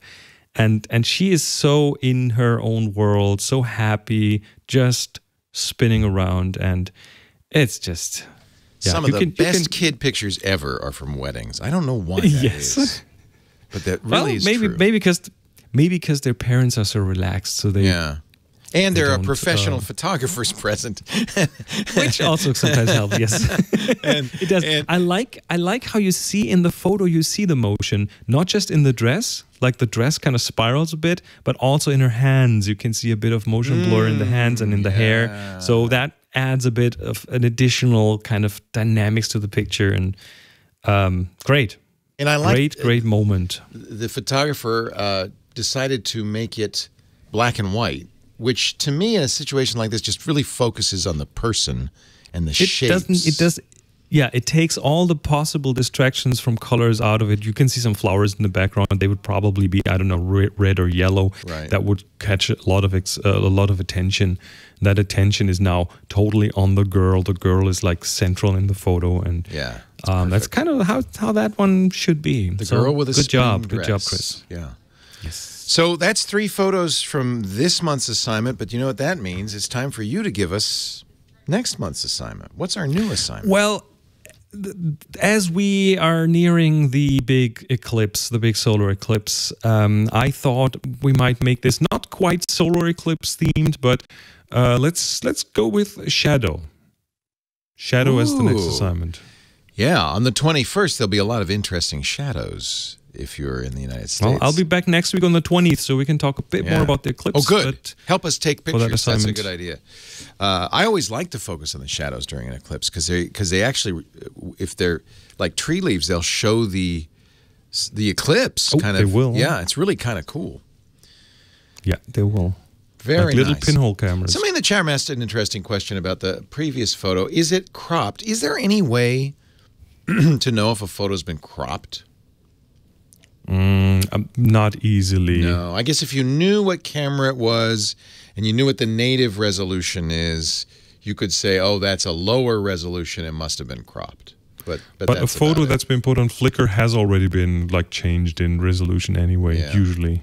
So this is one of the questions my wife asks every photographer. I'm going to ask you now. Do you crop before you process a photo or after? They'll differ on case by case. If I crop at all, I try That's to not. What crop. I told her. I said the photo in I said, camera. pros will never admit to cropping. No, I do crop a photo if it helps. If it helps the photo, if it helps the composition, I will definitely crop. And I do not care about aspect ratios. I crop the way that feels right for the photo. But most of the time, there's no crop. Chris Marquardt, discoverthetopfloor.com. That's his website. Remember, let's all get some pictures of shadows, and we'll catch you next week. Leo Laporte. Do the slide. Leo Laporte, the tech guy, 8888. Ask Leo. Joe is on the line from Covina, California. Hi, Joe. Oh, hi, Leo. You got your emails hacked? Oh, no, man. Well, I don't know if it's my brother or me. Both of us have gotten email from the other person, but when you go to look, it's not from the the person that it says it's from. Yeah, I mean, this is pretty common. What's in the email? It just says, look at this site that you might be interested in this, and it's a link. It's spam. It could be dangerous. Sure. It could be dangerous. Don't click that link because it could also be a link to a site with malware on it that's attempting to infect your computer. If your computer's up to date, it's probably harmless, but why take a chance? Right. So well, I figured one of our address books is getting hacked, and I was just wondering, how do I know which address book? Right. Is it both of ours? Well, it's not yours. It's definitely your brother. Oh. No, I'm kidding. The exact same thing. No, I'm just teasing you. Yeah. So you both got the same email. Have you gotten it more than once? I think so. Yes. In fact, he said he's gotten it this is like the third one from me, and I think I've gotten 2 or 3 from him as well. So I'm just trying to think of scenarios where that could happen. It may be, I mean, when you get an email like that, which is clearly at least spam, if not malware, the return address is never real. It's always spoofed. Now, you could, it's certainly not going to be the email address of the bad guy. So they take a name from an address book. Right. A lot of times what they have is a mailing list with millions of names on it. By any chance, is your brother's name alphabetically close to your name? His first name starts with an E and mine starts with a J. Yeah, no. I mean the email address. Like they're not similar email addresses. Oh no. Okay. No. All right. So my thinking, which is actually kind of not very solid, is that maybe your names are next to each other in a mailing list, but that wouldn't make sense because it's to him from you and then to you from him. That's a little weird. That's not, that implies that whoever sent that knows there's a connection of some kind. And that's why I was thinking, I mean, maybe if your email addresses were first initial last name at gmail.com, they might have done that. But even that, most of the time, this kind of stuff, they don't take that time. They just, bam, they put 1 million addresses in and whoosh, they send them all out at once. Because it's a phishing expedition. They just want 1 or 2 bytes. So Scooter X says, you guys aren't on Yahoo Mail, are you? No, okay. No. Because we've seen these kinds of weird things happen on Yahoo Mail. But it does sound like, and if you are, so what do you both have the same email provider? No, I use AOL, and I don't know which one is his, but it's not AOL. It's not AOL, and it's not in the from, your brother at, it's not in there, in his address?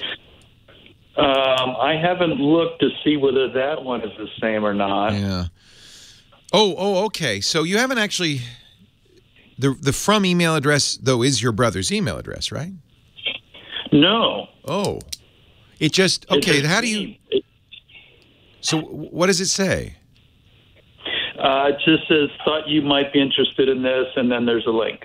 And is your brother's name at the end? Or how do you... Why do you think it's from your brother? Because it says from my brother, and then but it says from your brother, but not at his email, but at some other email address. Right. That's interesting. Normally, the your brother part comes from your email client, which looks at the address and says, "Oh yeah, that's," and adds the name.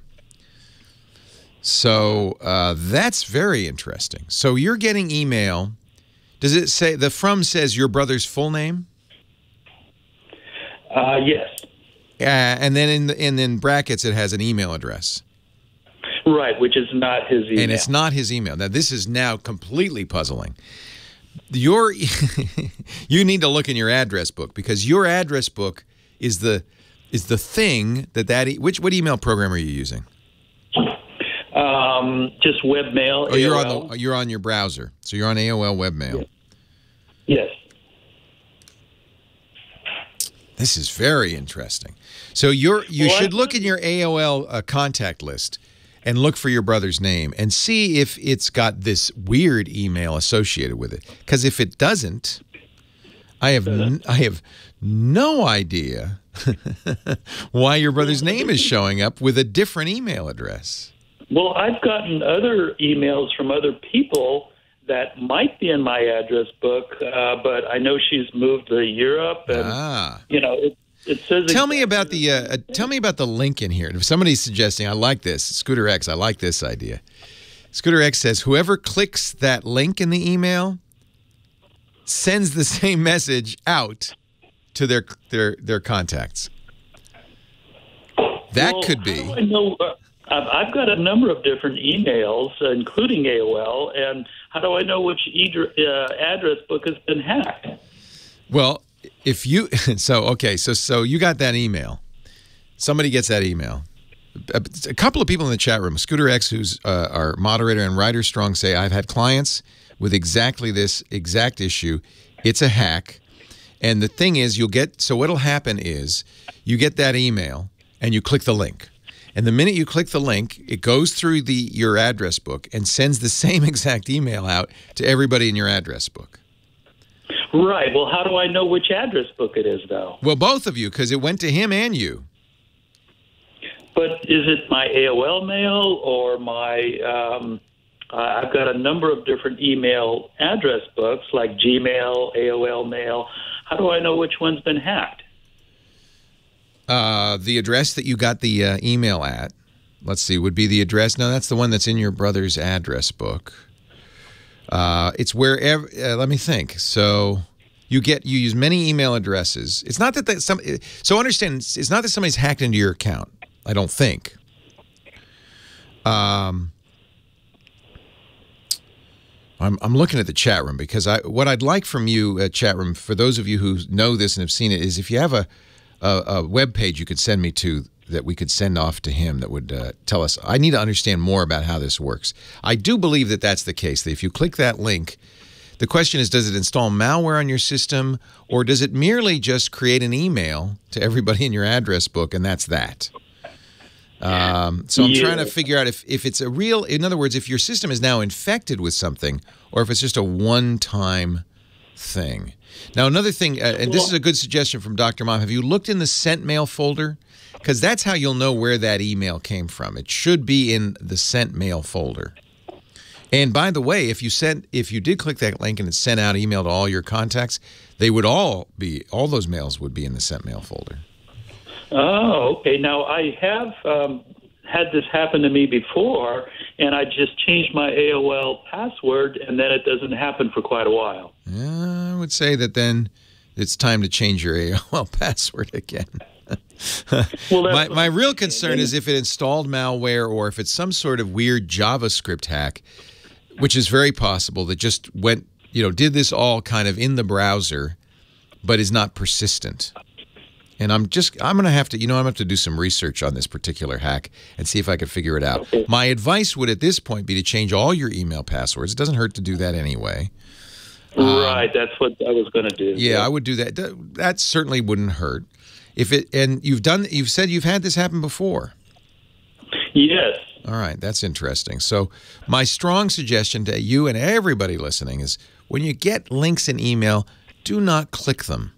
It really is a risky thing to do, and it is totally possible that all that link is a long JavaScript that goes, since you're on your browser logged into AOL, that does behind the scenes, opens another tab behind your back and goes through your address book and one by one sends out that email to everybody. hoping you'll get more clicks. There's no other content in that email, though? No. Okay, so it's not exactly spam. Could just be, you know, a little bit of fun on the part of the hacker. I'm going to have to do some research and see if I can find what this is. In the meanwhile, absolutely change your email address. It wouldn't hurt on all your email clients. And if anybody's has had this happen, I think we're fortunate we're coming up against a fairly long break. I can do a little research. We shall see what's going on here. You could, good suggestion from a Russian war hero. He says, just Google the link. Paste that link into Google, minus the .com anyway, and see if anybody else reports the same thing. That's a good idea. Leo Laporte, the tech guy. The link itself probably isn't a URL. Do you remember if you clicked that link or not? Did you I never have, because I always know that it's spam. It's still a little bit of a mystery. Email from my brother. Click link AOL. And your brother's not on AOL. No, he's not. Yeah. Well, I'm going to have to do some research, and I'm going to try to get some help from the people in the chat room who say that they're familiar with this hack. You're right not to click links. Be very, very careful. Yeah.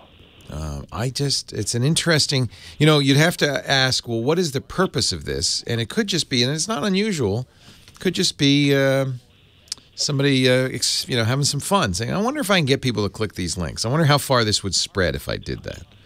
Who knows? Well, I think it's just an advertisement. Can you tell me what the link is? I don't have it in front of me right now. Is it pretty long? Yes. Okay.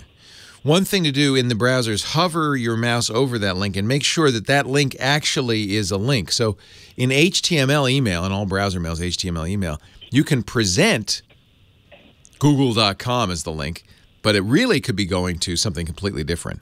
And that would be shown in the status window in your browser. So don't click the link, but hover your mouse over it. A pop-up or a status menu will show what that full link is. If it's a long JavaScript, if it's 100 words of JavaScript, then it's likely that that's actually the payload. Oh. Okay. Interesting. Now, I do worry about malware on your system, so it's probably a good idea to scan your system, make sure you don't have anything on it. Microsoft has a fairly good scanner built in. If you just hit Windows and type MSRT, the Windows key MSRT, and hit return and do a thorough scan, that's a helpful way to just make sure you don't have anything ugly on there. I bet you don't, though. Okay. Okay? All right. Hey, well, thanks again. Good question, and I'll keep listening because I'll see if I can find something. We'll also put it at techguylabs.com if I can. Well, hey, how are you today? Leo Laporte here, the tech guy. Time to talk about computers and the internet and home theater and digital photography and smartphones and smartwatches and, anything with a chip in it. If it's got a chip in it, I'll talk about it. 8888 Ask Leo. That's the phone number. We were talking before the break about, it's funny. I've been talking with my friend Winton over here who is visiting us. What's the name of your company? Barefoot Consultants. Barefoot Consultants. By the way, I'm picking his brain because what he does is he helps people kind of become digitally nomads, just wander the world or go somewhere or live overseas and make a living and survive. And I think it's a great idea. I love it. Anyway, I'm talking to Winton, and I realized that one of the challenges of this show is that people like our last caller have problems, but it's hard for them to describe it in the sufficient detail for me to completely diagnose it. If they could, they probably could solve it themselves, right? That's why they need to call the show. It's like, I don't understand. How did that? And then, but it's hard for me because I need a little bit more information. But I'm still trying to piece this together. I am going to put a link in the show notes to a very good page on AOL's security page. How to know if your account has been hacked. And of course, one of them would be you get a message from AOL that says something's going on. They do that. And Gmail, Google will do that with Gmail. And most providers will let you know something weird's happening. But they do mention one of the things, and I would definitely look in your sent box, or sometimes it's in your draft mailbox. Look in your mailboxes, sent, drafts, or outbox. Well, in fact, look in all three. And look for mail that you didn't actually create that either is about to be sent or is sent or has been saved as a draft. Look for mail specifically with that link in it. Like, okay. That would tell you for sure that you've been hacked, right? Because the mail it's in the house. The mail is being created on your computer and sent out from your computer. That would be a sure sign that something nefarious is going on. On the other hand, conversely, if you look in those boxes and you haven't sent out any of that kind of mail, you're probably okay. I think the thing about, well, my brother got it and I got it is meaningless. I'm going to rule that out. The chances are, whoever was hacked, everybody in their address book got it. Not just if it was you, not just your brother, but everybody else you know. That's why the best place to start is in your email sent, outbox, and drafts. Look in those folders and see if you've been sending out spam like that. If you have, you've been hacked. There's also the possibility, I mean, it could be hacked in a couple of ways. It could be that somebody got your account, your password, and your login, and they're just doing it from their computer. Usually, if it were me and I were doing that, I would make sure to erase whatever's in the sent email box. So that may not be dispositive. It may not tell you anything. If you have, though, a virus or malware on your system, in that case, in most cases, you would see that mail in the sent box. You'd see other things, too. You might see email notices, bounce back notices. You might suddenly see a flood of bounce back notices. Mailer demon, could not deliver this. That would be a sign that your email account is address only is being used for spam. It's also the case that if somebody got in there, a virus or a bad guy, did all of this and then sent the mail, that he might have deleted more than just the mail he sent. Maybe he's quick and sloppy and deleted everything. If your sent box is completely empty, yeah, that's a sign something's wrong. Anyway, there's more than this in the AOL page. Very jazzy, by the way. It looks like Peter Max illustrated it. AOL's trying to be jazzy. But it has some really good tips on warning signs of a hacked account. And I would start there. I think that's pretty good. This is not uncommon. Usually, though, when we see spam, there's an ulterior motive. There's a reason somebody goes to all this trouble. One, they want you to see an ad or go to a website. It's a way of, just getting your attention. Or worse, it's malware, and clicking that link infects your computer or something. But merely sending the same email out to a bunch of people, that's just, if somebody's doing that, they're just doing it for fun at your expense. Sorry. They're doing it, as they say, and this is how the kids talk, for the lulz. Dr. Mom is in the house. Dr. Mom, Lillian from Long Island. Good to talk to you again. Hey, Leo. How you doing? I am wonderful. And congratulations. I don't know if people know this, but I can tell you're looking in the chat room. I can see you're very svelte. You've done a great job. You've been getting in shape. Yeah, but I'll tell you something. I hate women who say, oh, it's easy. I forget to eat. It ain't easy, is it? No. I would kill for a bacon cheeseburger with a side of onion rings and a cold beer. It ain't easy. Yeah, no, but you're a physician. You know what you have to do. Knowing what you have to do and being able to do it are not always the same thing. Trust me, I know that one. I know it all. I've read every darn book. What can I do for you today, Lillian? Well, I'm actually going to correct you. Hangouts works for text messages, SMS, and MMS, but only from Google Voice. What happened was that Google deprecated the app for your phone number that the carrier gives you. Right. So you can't. I still use it all the time. You can't. Yes, you can send a message using Google Hangouts to a person or a phone. Correct. But it is not your SMS app. It's like WhatsApp. It's a data-based messaging app. No, so that's what I meant. No. Look at your phone, the one number that I have of yours. I sent you a text message. It shows up in your text message client. Well, for me it does because the number you have is a Google Voice number and it's showing up in Hangouts. Right, but I'm just saying I use it all the time. If somebody, so this is the question: if I sent you to your physical phone number, not your Google Voice number, your physical phone number, a text message, it would show up in Hangouts? No. I know, that's what I'm saying. But you said Google Voice didn't work anymore in Hangouts. It does. You can use Google Voice text messages with Hangouts. Right. Thank you for the correction. I appreciate it. That's exactly what I said. Larry on the line from Las Vegas. Hi, Larry. Leo Laporte, the tech guy. Hi, Leo. A quick question on the first hour topic. Yes, Facebook. sir. Yes. I'm new to using the messaging system, and I know I call the Philippines quite a bit, and I started using the phone icon in the upper corner to make calls there, and I wanted to make sure that I wasn't getting a check here later on for No. So this is related to Lillian's call. We're in this kind of strange period now where phone calls and SMS messages, which were over the phone system, are slowly being replaced by data and LTE data. So Facebook Messenger, when it makes a phone call, same with Google Hangouts, Skype, or any of this, doesn't use the telephone system. It uses the data system. Oh, okay. And you're paying for the data if I don't know how whatever you've arranged with your company, if you pay by the byte, then you're paying for it. Most people have a unlimited or a big packet of data. It comes out of that.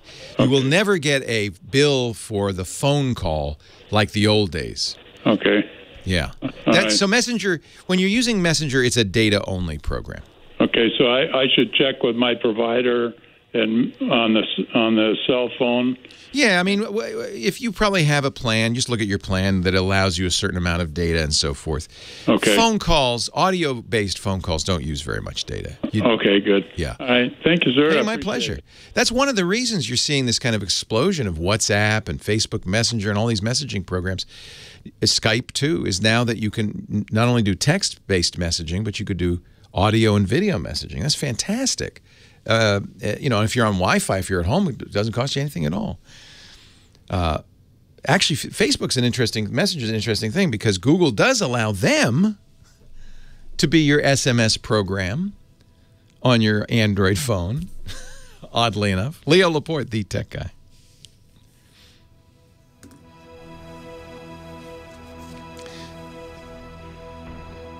So I don't have a text message from you, Dr. Mom,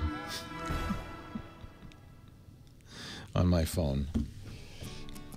How's that kitchen? I think we're crossed wires. We're saying the same thing, but it crossed. Maybe, and I didn't express it well. What Google did is they stopped supporting using Hangouts as your SMS app. You can send via data to a phone a message, but it's not using the SMS system anymore. And somebody can send you a message via data to your phone, but it's not using the SMS system. Google Hangouts, for reasons I will never understand, cannot be used as your native SMS messenger anymore. Never could on an iPhone anyway. That Apple doesn't let anybody do that but Apple. But on Android phones, they deprecated it. It has something to do with Google Voice. I think we're saying the same thing. I agree. You can send a message to a phone from Hangouts. It's not using SMS.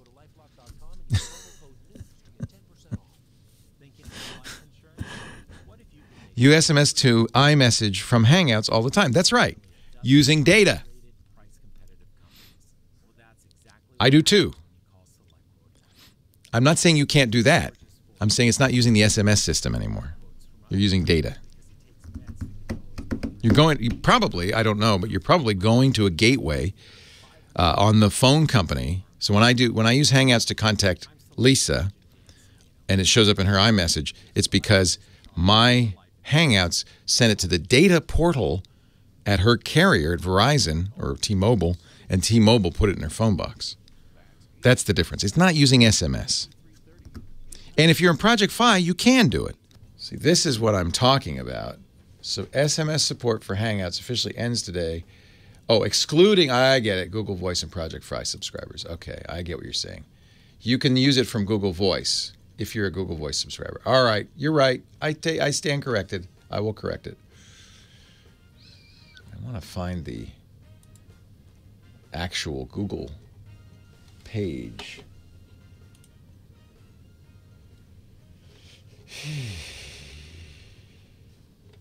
So if you're using, you can use voice, but that's data.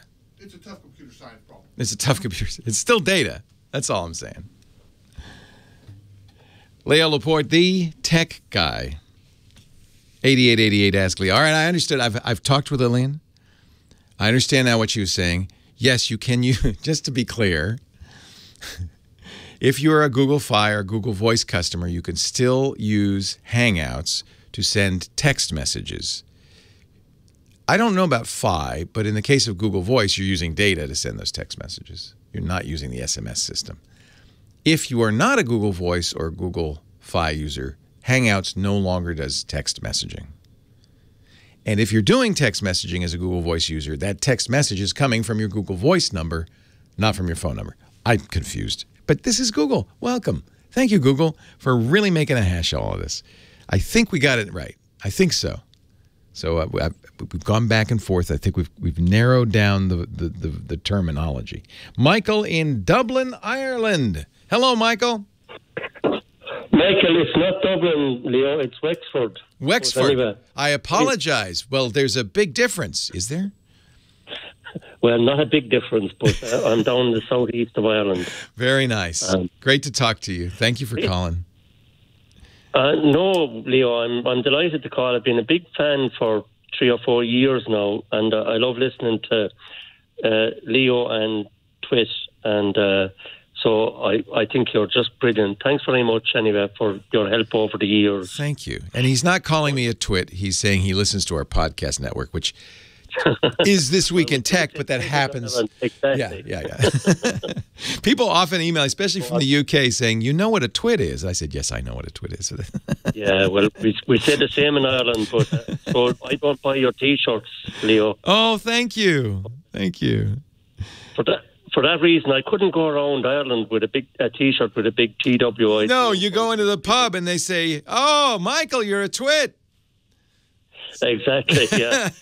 Leo. Yes, sir. I have 2 quick comments and 2 quick questions, if you don't mind. Yes. First comment is, I rang you back about 6 months ago, and I made fun of your attempt to do an Irish accent. Oh, gosh, thank you, because I apologize to you and all the Irish people. You know what happened? No, Leo, I was on the phone too long, and I was drinking glasses of wine, kind of merry. So, no, you do a far better Irish accent than I do an American accent. So. It's embarrassing all around, and I apologize and thank you, Michael. You weren't drinking Guinness, though? I'm shocked. No, I wasn't that night. Okay. Leo, my second comment is, and I love what you say about Chromebooks. I'm same age as your president, and I'm still working in IT support for schools, and your Chromebook push is absolutely spot on. I have installed a few schools that I do have asked me to dump XP computers, and I put on Ubuntu on them, and yes. I'm delighted with them. Interesting. Absolutely so delighted. You're using them, but not as a Chrome OS device. You're actually using them as a Linux device. Yes, but I'm putting on the Crouton. The Chrome. You're using Crouton. What is it? Crouton. No, not Crouton. The Cronut. The open. What is it called, Leo? I can't remember. I thought it was Crouton. It's the thing that makes Chromium. you Chromium. Oh, the Chromium browser. Yeah. You know something, Leo. So Chromium is the open source version that is essentially the base for Google's Chrome browser, and there are very few differences between them, frankly. I use Chromium as well. Yeah, exactly, and then they can use their Google account and everything, and it's absolutely brilliant, Leo, for old computers, XP computers. I wish they would make make it possible to put Chrome OS on those computers, but they really don't. So you're doing the next best thing, and I bet you lock it down so they can't really do it too much except use Chromium. Well, exactly, and as well as that, in Lubuntu, they have the software center, and the amount of school stuff on that, Leo, is absolutely incredible. That's Ubuntu. We've talked about before is the most popular version of Linux. It's actually a company created by a .com millionaire named Mark Shuttleworth, who's really great. He's done a great job of this. And there are variants. And Ubuntu, or Lubuntu, as you say, is designed for, it's lightweight Ubuntu. It's great that they have it designed for education. That's fantastic. Absolutely. Two quick, short questions, Leo. Yes. I took your advice about 4 years ago, and I actually had to travel up to the north of Ireland to buy a Nexus 5 phone, and that died eventually. And I did an awful lot of research, and I bought a Xiaomi Mi 5 high-end phone. Very nice. And very nice, but I sat on it recently. Now, it's still working. But, Leo, I've been looking at my use of the phone, and I use it to listen to your podcasts and other podcasts and to make texts and phones. And I rarely take photographs. So I was looking at the budget. I want to buy myself a new phone. The HTC, it's the HTC One X9. It's nice. It's 2015, Leo. I know it's a year and a half out of date. I can recommend a better phone for you at a budget price that's more modern. This is the issue with all Android devices, getting the latest Android on it, right? So it's not that the hardware is old or bad, but there are, if it's not getting its updates anymore, and I don't think it is, then you're not going to have a completely secure phone. So is your budget, what is this? You want about $100 US. I don't know what that would be. No, Leo, I'm not exactly stuck for budget, but I just don't want to pay $500-600. Yeah, I understand that. For a phone that I don't use, So I would look at a Motorola. Budget. I would look at the Motorola G5, which is. Actually, I heard you talking about that before. Yeah, excellent phone. It doesn't. The only thing wrong with it is it doesn't have the best camera. It has a decent camera. It's less expensive. It's also made by a Chinese company, Lenovo, but they're still heavily influenced by the design and engineers in Chicago at the old Motorola folks. And I think they've just made a fabulous phone. It's certainly in the Xiaomi ballpark. I would also look at a Huawei Mate 4 if you want. Do you want a big screen? I'd like a 5.5 inch anyway. Yeah. Okay, so that may be then what is it? It's the Mate from Huawei, and I think that's a pretty big HUAWEI. I know it's hard to.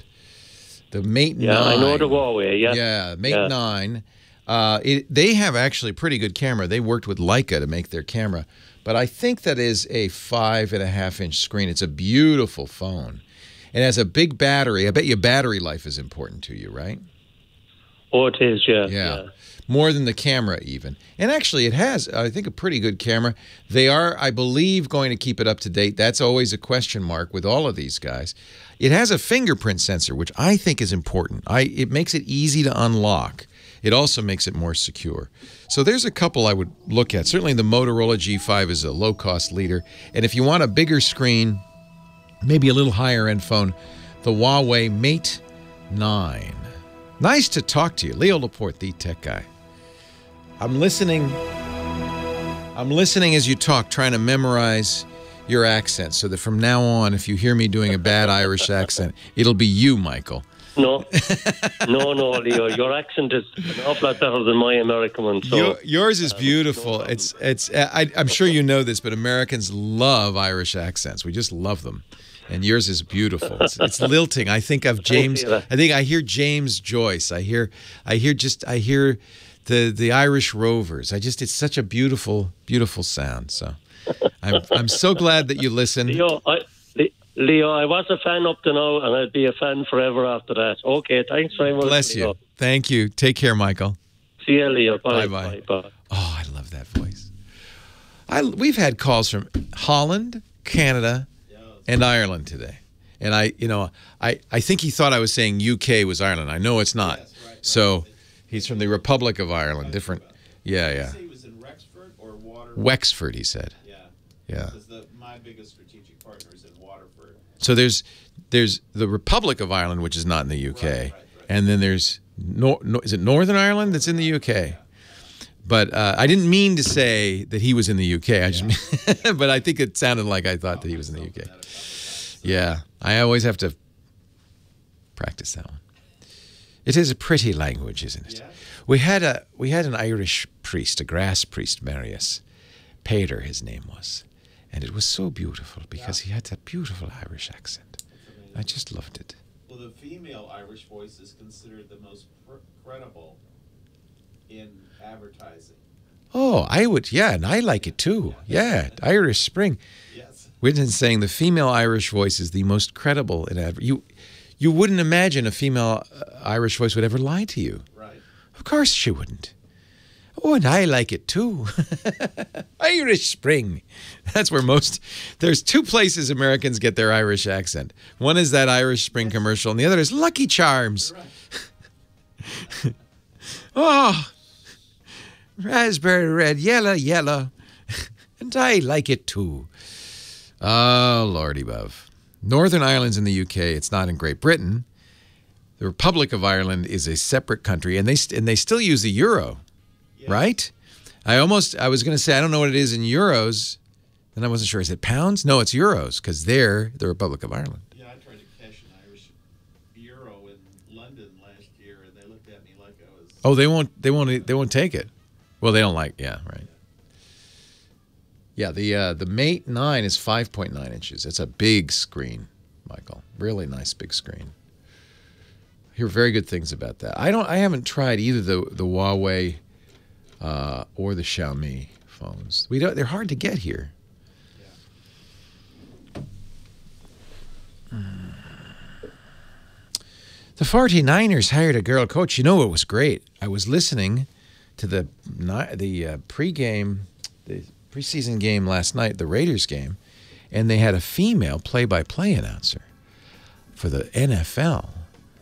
She was local. It was Channel 2, but I still was and she was good. So I hope she gets a shot at the network. That would be awesome. Yeah, that's a big breakthrough. Yeah, huge. Really good, too. She was very, very good, I thought. Let me see.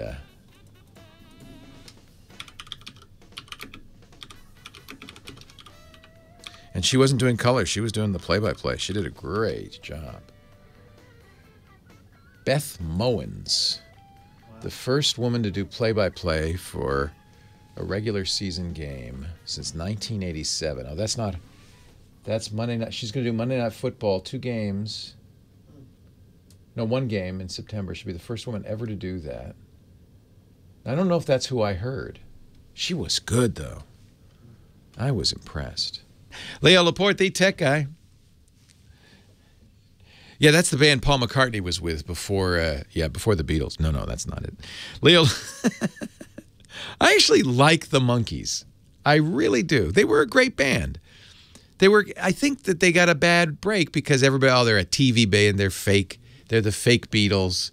But they actually were really good, and they had great songs, not written by the Monkees, but by some of the best Tin Pan Alley songwriters of the time.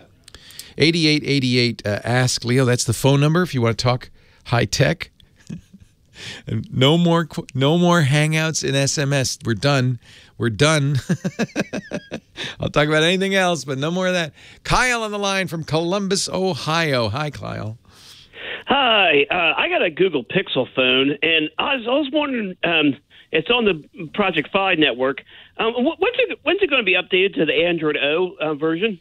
It should have been already. Yours is not updated to O? Oh.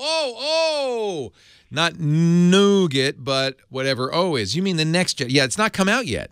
So you can be part of the beta program. I'm pretty sure Android O has a beta program. Let me just see how you get on that. I put it on one of my Pixel phones.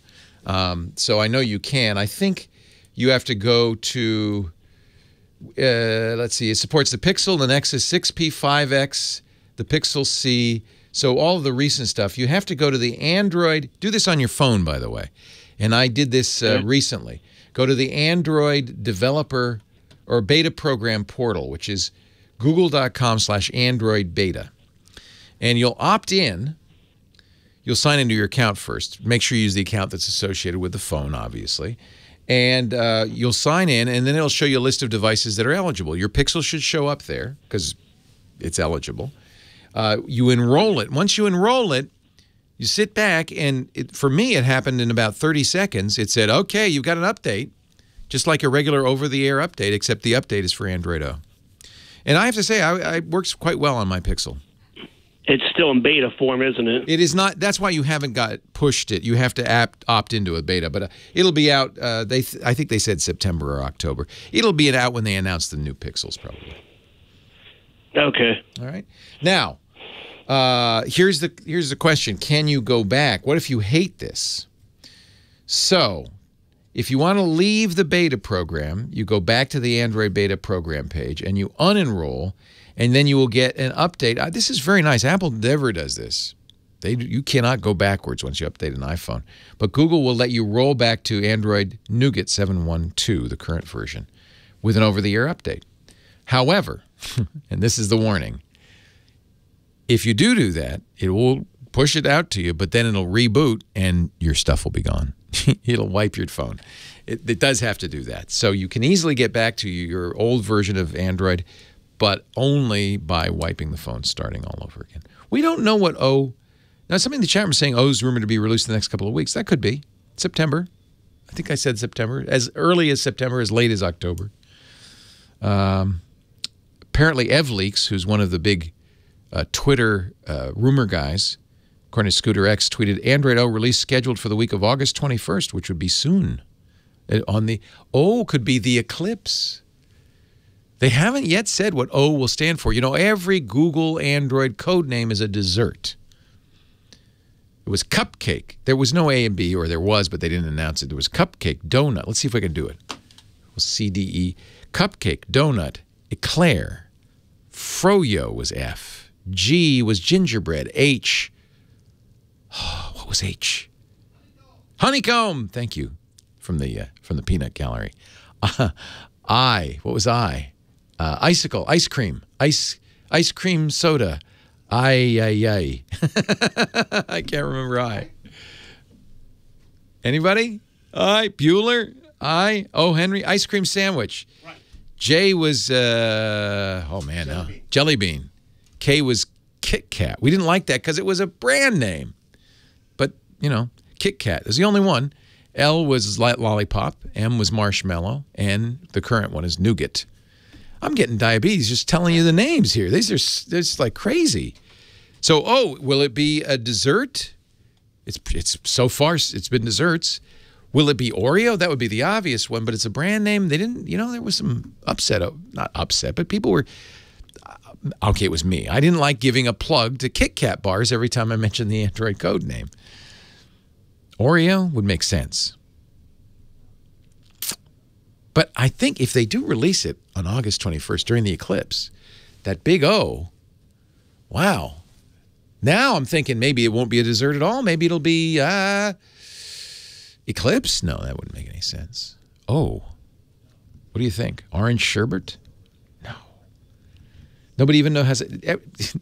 No. Orange push-up. Yeah, sure. I don't know. What do you think? 8888 ask Leo. Next, Jane from Manhattan Beach. Hello, Jane. Leo Laporte, the tech guy.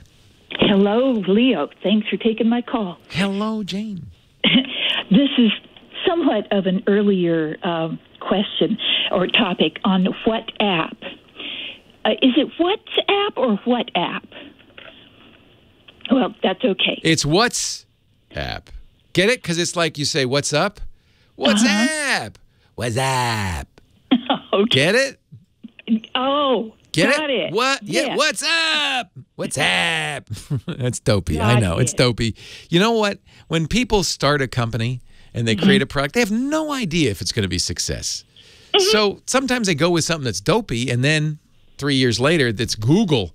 Google's like a goo gaga. It's like a baby word. But we're used to it now. WhatsApp. Anyway, yes, what about WhatsApp? Well, one, I do not have a smartphone. So, yeah, I know. So I was considering... I already have Skype on my MacBook, and was going to call someone in India, and they said call on WhatsApp. So I looked into the WhatsApp, and what they want is access to my phone list. And here's what goes on. Yeah. WhatsApp identifies you not by your name, but by your phone number. So when you sign up for WhatsApp, it'll say, well, okay, what's your phone number? And then they send you a text, and that validates that that's your phone number, and that's you. That's your identifier, is your phone number, which makes sense because your phone number is unique. You know, your name, Jane, with your last name may not be, it's certainly not unique. I bet you there are other Janes out there, but your phone number is unique. So that's why they use it. They ask for your contact list, but you can say no. And I'll tell you why they ask. They're not going to call your friends.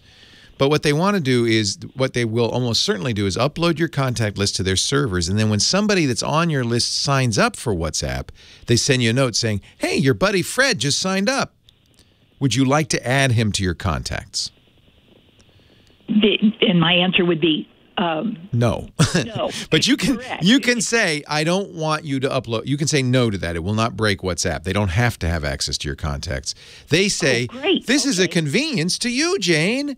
But really, of course, you're right to be suspicious because it's owned by Facebook. What they're doing is adding all of that data to their big old database of everything they know about Jane, and then they're cross-referencing. And that, to me, is terrible. Yeah, I don't blame you. But the good news is you can say no. Right page. Yeah, you can say no. Now, the question is, how are you going to get WhatsApp working without a phone number? Okay. So you have to trick it. You have to use a program that gives you a phone number. By the way, the Google Voice that we've been talking about, that's one way to do it. That's a free service, voice.google.com. And if you already have a Google account, you can sign up for it very easily. Even if you don't, you can sign up for it easily. It'll give you a phone number. Then you tell WhatsApp that's your phone number. And then it'll call you, or it'll send you a text message, and you're good to go. Leo Laporte, the tech guy.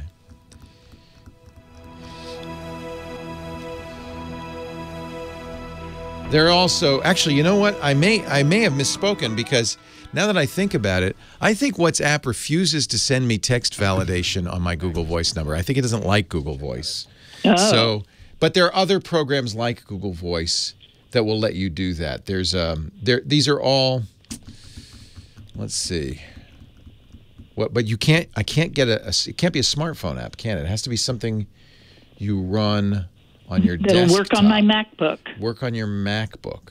Yeah. So I see, I think Mighty Text might be one that will do it. What you need is there are apps that will work on your MacBook that act like text messaging apps. Here's one. These are all apps, which is really frustrating, because what we're trying to do is set up WhatsApp without a smartphone. Mm-hmm. So Text Now, that's an app. Here we go. Using an existing landline. Okay. So open WhatsApp on your phone, tablet, or PC. You can run WhatsApp on your computer, by the way. I think you figured that out. Otherwise, you wouldn't want it. And then use your home phone number. And then when prompted, it'll say send a text, or actually, I guess what you do is you send the text and it fails. I remember this happening. It sends it. You say, okay, yeah, send me a text, and of course it's a home number. It doesn't take text. So 5 minutes later, it'll say that didn't work. You want us to call you? And you say yes, please. Okay. And that'll activate it, and then your WhatsApp account will be associated with that home phone number. Okay. I'm making notes. That was a long way to go. Well, I'll put a link in the show notes to this. Oh, wonderful. That's just what I need. Okay. And you know, you're going to love it because it gives you free phone calls and free messaging, and you can do it from your computer, and people won't know you don't have a smartphone. Great. You'll fool everyone. Yes. That's great. Thank you. Nice to talk to you. Need. Thanks, Jane. Take care. Okay, thank you. Bye-bye. Happy holiday. Bye-bye. Did she say happy holiday? What holiday is it? Leo Laporte, the tech guy. Happy International Left-Handers Day to all my fellow Southpaws. Today, just because it's your day, let's drive on the left side of the road. What do you say? No, bad idea. Unless you're in Ireland or England or 8888 ask Leo. We are going to keep answering phones after the top of the hour. So when the show goes off the air, don't worry. The calls will continue. I'm going to answer as many phone calls as I can for the next hour. So keep the calls coming. It's actually the best time to call if you have a hard time getting through. 8888 ask Leo is the phone number. 8888 ask Leo. Leo Laporte, the tech guy, and on the line from Los Angeles, Mike. Hello, Mike. Hello, Leo. I have a question from the past. Yes, I'm looking at the call screener's notes. I can't believe this. Go ahead. Okay, so do you remember Word for DOS? Do I remember it? Yes, of course I do. Yes. So it had style sheets for formatting? Yep. It came with a mouse. The first mouse ever. Really? Yeah, Microsoft made a mouse for DOS. I beat it into shape for writing screenplays once upon a time. That's right. That's it had right. all the formatting. Because you had a style sheet for the exact formatting. Yeah. With all the capitalizations and the indents and all the rest of it on the style sheet. Now, I'm trying to figure out a way to print said document, and I can't get there. If I open Word for DOS that's command interesting. prompt, it's printing to LPT1, or I don't even know what to do with that. And it's coming out as plain text? You're not getting the format? The only thing I have, all I can get, it'll load into Word for DOS, fine. It looks great on the screen. It's got the style sheet attached, and it works, but I can't figure any way to print it. And the only other thing I have is a rich text file, which is just all lowercase, all jammed together, pages and pages, with no formatting at all.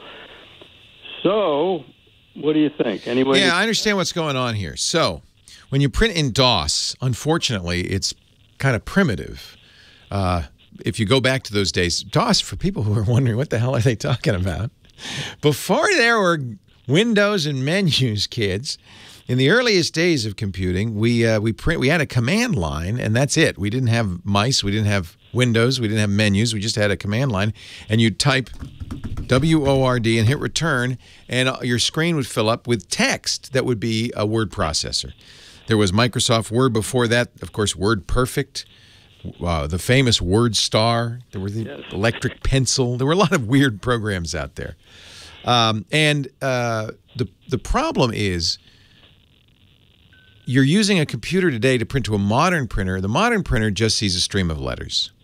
Right. I can't even figure out how to print out of Word for DOS. I can open it, Yeah, it's just so you're printing the file just directly from DOS. Well, that's really not going to work. You're getting other stuff besides the text, right? You're getting formatting and stuff in there. Not getting anything. I'm just getting a string of garbage words. Yeah, it's all garbage. It's not formatted. Put together without. I'd have to go through it manually and reformat the. So normally, like if you print in Windows, what happens is in Windows it renders a document. It doesn't actually print the text at all. It just renders a document in Windows and then spools the picture in effect out to the printer. There are printers though that use languages like, well, PostScript's the best known, but HP printers use PCL. They had their own language, so they could take a stream of characters and render it in the printer. They had enough memory and processor to actually do that. The problem with that is printers were more expensive then, and it was a slower process. So in order to speed things up, that's when this, you've seen this print spooler. That's what your print spooler is essentially doing. Right. Windows renders the document and then dribs it out to the dumb printer, which no longer is capable of doing any formatting, and the dumb printer prints it. So if you take one of those modern dumb printers and print to it from your DOS, it's going to say, well, I don't know, this is what I'm getting. And it's going to print what you get, which is not right. I can't even figure out how to print it from DOS, to tell you the truth. Yeah. Well, you can. You can copy con to LPT1, but or copy file name to LPT. You can copy it to LPT1, but it's not going to be happy, and it's going to waste a lot of paper. So don't do it. All right. And if I open it in regular Word, this is the trick. You've got you do have Windows and you have Word for Windows. I have Word for Windows and I have Word for DOS. So these are scripts you wrote long ago, and you just want to print them out now. Exactly. Got it. So the trick is going to be to import them into modern Windows with the formatting intact. With the formatting. And so when you do an import, it doesn't preserve the formatting? No, it doesn't. At least I can't figure out how to make that happen. It's just a string of text, unformatted, uncapitalized, everything. Just yeah, the style sheet is not getting imported. Right, exactly. So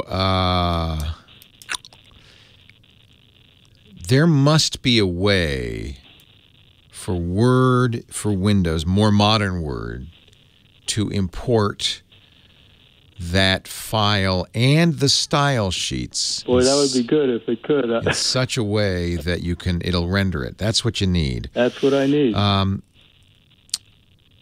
Yeah, no, and so the chat room's saying, oh, you should just be able to import it. Well, you can't. He tried. But there may be a different import command. So what you're going to need to do, and I'll do a little research too. I can't do it right now, obviously, but I'll do a little research too. There will be a way. Microsoft will have a technical document somewhere on importing Word 1.0 documents into Microsoft Office, and in a way that you can get the formatting. I'm sure there'll be a way to do it. Boy, I hope so. Yeah. Some people are saying, and this might actually work, is to use Microsoft Works as an intermediate. Because remember, Works came out earlier. It was a simple program, and it does, in fact, maybe import Microsoft. The question is, where would you get Works, right? I don't know. That's a program I've ever used or owned or anything. Yeah. I don't have access. I maybe could find it somewhere. That's a Windows program or a DOS? Yeah, well, it's both. And if you could download Microsoft Works, you could that may be because it's kind of a bridge, because it's that came out in 1998 or something, or 7 or 5, or early on, where people still had Word 1.0 documents that they were trying to import. I'll have to look. I mean, you may just be simple enough to Google, and I'm going to do that right now. Importing Word 1.0 documents. Is it 1.0? It probably is, right? I don't remember what version it was. It was definitely Word for DOS, but I don't know a version number. But it opened up with it didn't have a white background. It was colored text on. Oh yeah. And it's from way back. I mean, back when I had a 40 megabyte, was it, hard drive, and I thought, that's just thing in the that way. was big, boy. In those days, that was really big. I know. There are third-party converters out there, and the chat room is sending me to a website by Graham Mayer, helping to ease the lives of Microsoft Word users. That's what we need. And he makes a converter. I would look and see if he has a converter for the early version of Word to the latest version of Word. It's not a hard thing to do. It's not hard at all. You just have to understand those files and, more importantly, the style sheet, and apply it. And you'd think Microsoft would have just, hey, as long as you're making Microsoft Word, you probably should include that. We will find something for you. Keep an eye peeled at techguylabs.com, okay? And I will not rest till we find a way to do that. Do you think you can sell those scripts? Is there a market for them? Well, I don't know. It's more for other reasons that I wanted to get a hard copy. Yes. And well, you see the reason right now. See, hard copy, 1,000 years from now, somebody will be able to read that. Exactly. You can't even read Microsoft Word 1.0 files 20 years later. Yeah, you can barely read it. I mean, get it on hard copy now. That's exactly right. So I would just like to get something for archive purposes, if nothing else. Right. No, that's the right thing to do. I keep listening, or when the show's over. But I will do some research. I'll find that bugs me. I want to be able to do that. That seems like something that somebody's doing that. Thanks to all of you. Have a great Geek Week. Leo Laporte, the Tech Guy. See you next time. There's a program from Microsoft Wow. And it's on an FTP server. I love that. We might have found the answer. Thinking about life We insurance? might have found the answer. Are you still there? I'm here.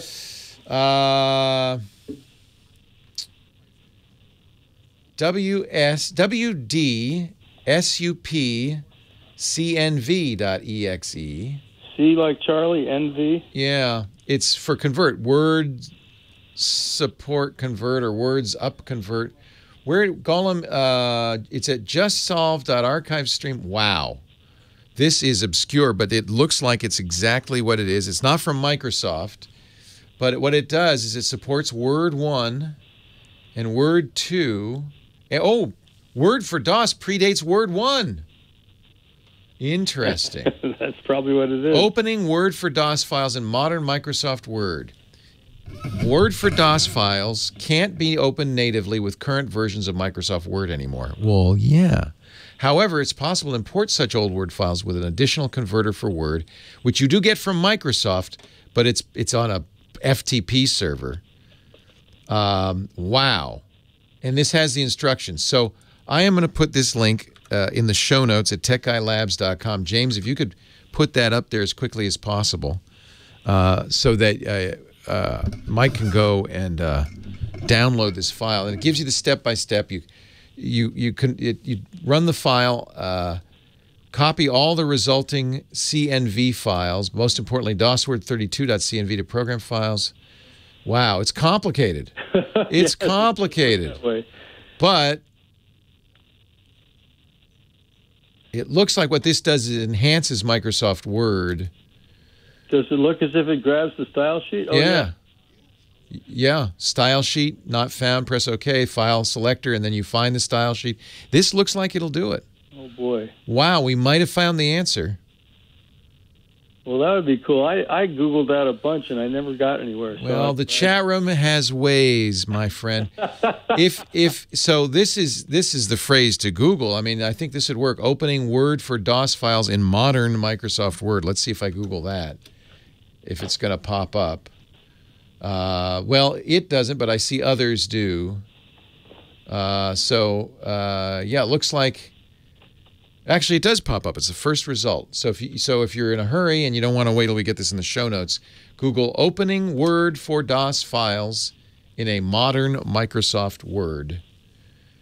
Now, and the thing is, I trust this because you're downloading this file directly from Microsoft, so it is not some weird somebody's third-party program.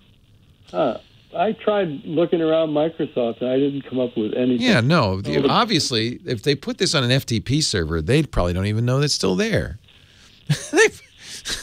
That's pretty typical, right? They don't, it's too bad. Yeah. Well, that's interesting. Well, thank you. Let me ask you one other question. Wait a minute. Let me just check before there's one other thing though. Oh, if this doesn't work, you might have to go somewhere else to find that Yeah, I think I should have checked this. Maybe that link is dead. But at least we know there is a program, WDSUP convert, if we can find it. Okay, what else? Okay, this is totally ridiculous, but since I've upgraded, quote unquote, to Windows 10, which really I'm sort of sorry about, but that's I don't know why they just didn't keep improving XP and stop. Well, I think they would argue that's kind of what they've done. They just named it differently, but yeah, I know what you're saying. It's really bad now. I don't. Really they went through a bad period where they thought everybody was going to be using tablets. Yeah, and I don't even have a touchscreen on my desktop. Right. It's just anyway. But so what they did is took my free paid-for Windows, which had FreeCell in it, and now they've turned it into an ad machine. And I feel like that's a cheat. No, that's right. Functionality that they I've took it out. For. They took out a bunch of stuff. Yeah. And now they're. Do you know any way around that?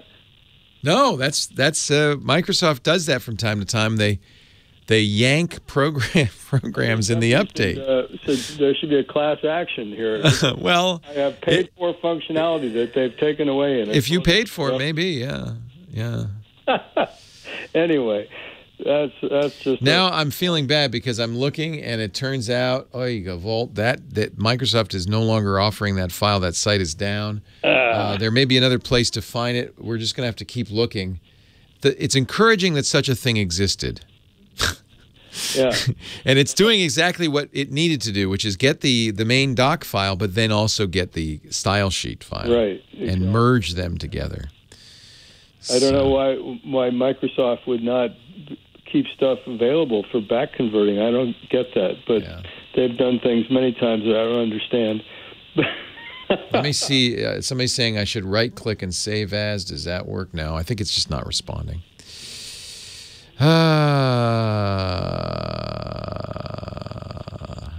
Dargnarget. I'm going to keep looking. I'm not giving up. We'll find an answer. Great. So I'll take a look at the show. What's the name? Give me one name of one movie. For what? For your scripts. Oh, it's called Cracker Jack and Jill. I like it. Cracker Jack and Jill. Who knows? That could be it. Yeah, you never know. I do want to keep a copy of it on paper. We got a lot of Hollywood types listening. Here's your chance. Option at a low price today. Cracker Jack and Jill. Absolutely. There's your shot. Great to talk to you, Mike. All right. Thanks very much. Take care. My pleasure. Bye. Bye-bye. Well, that's it for the Tech Guy Show for today. Thank you so much for being here. And don't forget, it's just the tip of the iceberg. We do nearly 30 shows on the Netcast network. It's called TWIT, T-W-I-T. It stands for This Week in Tech, and you'll find it at twit.tv, including the podcasts for this show. We talk about Windows on Windows Weekly, Macintosh on Mac Break Weekly, iPads, iPhones, Apple Watches on iOS Today, security on Security Now. I mean, I can go on and on and on. You even get your daily dose of tech news with Tech News Today. And, of course, the big show every Sunday afternoon, This Week in Tech. You'll find it all at twit.tv. And I'll be back next week with another great Tech Guys show. Thanks for joining me. We'll see you next time.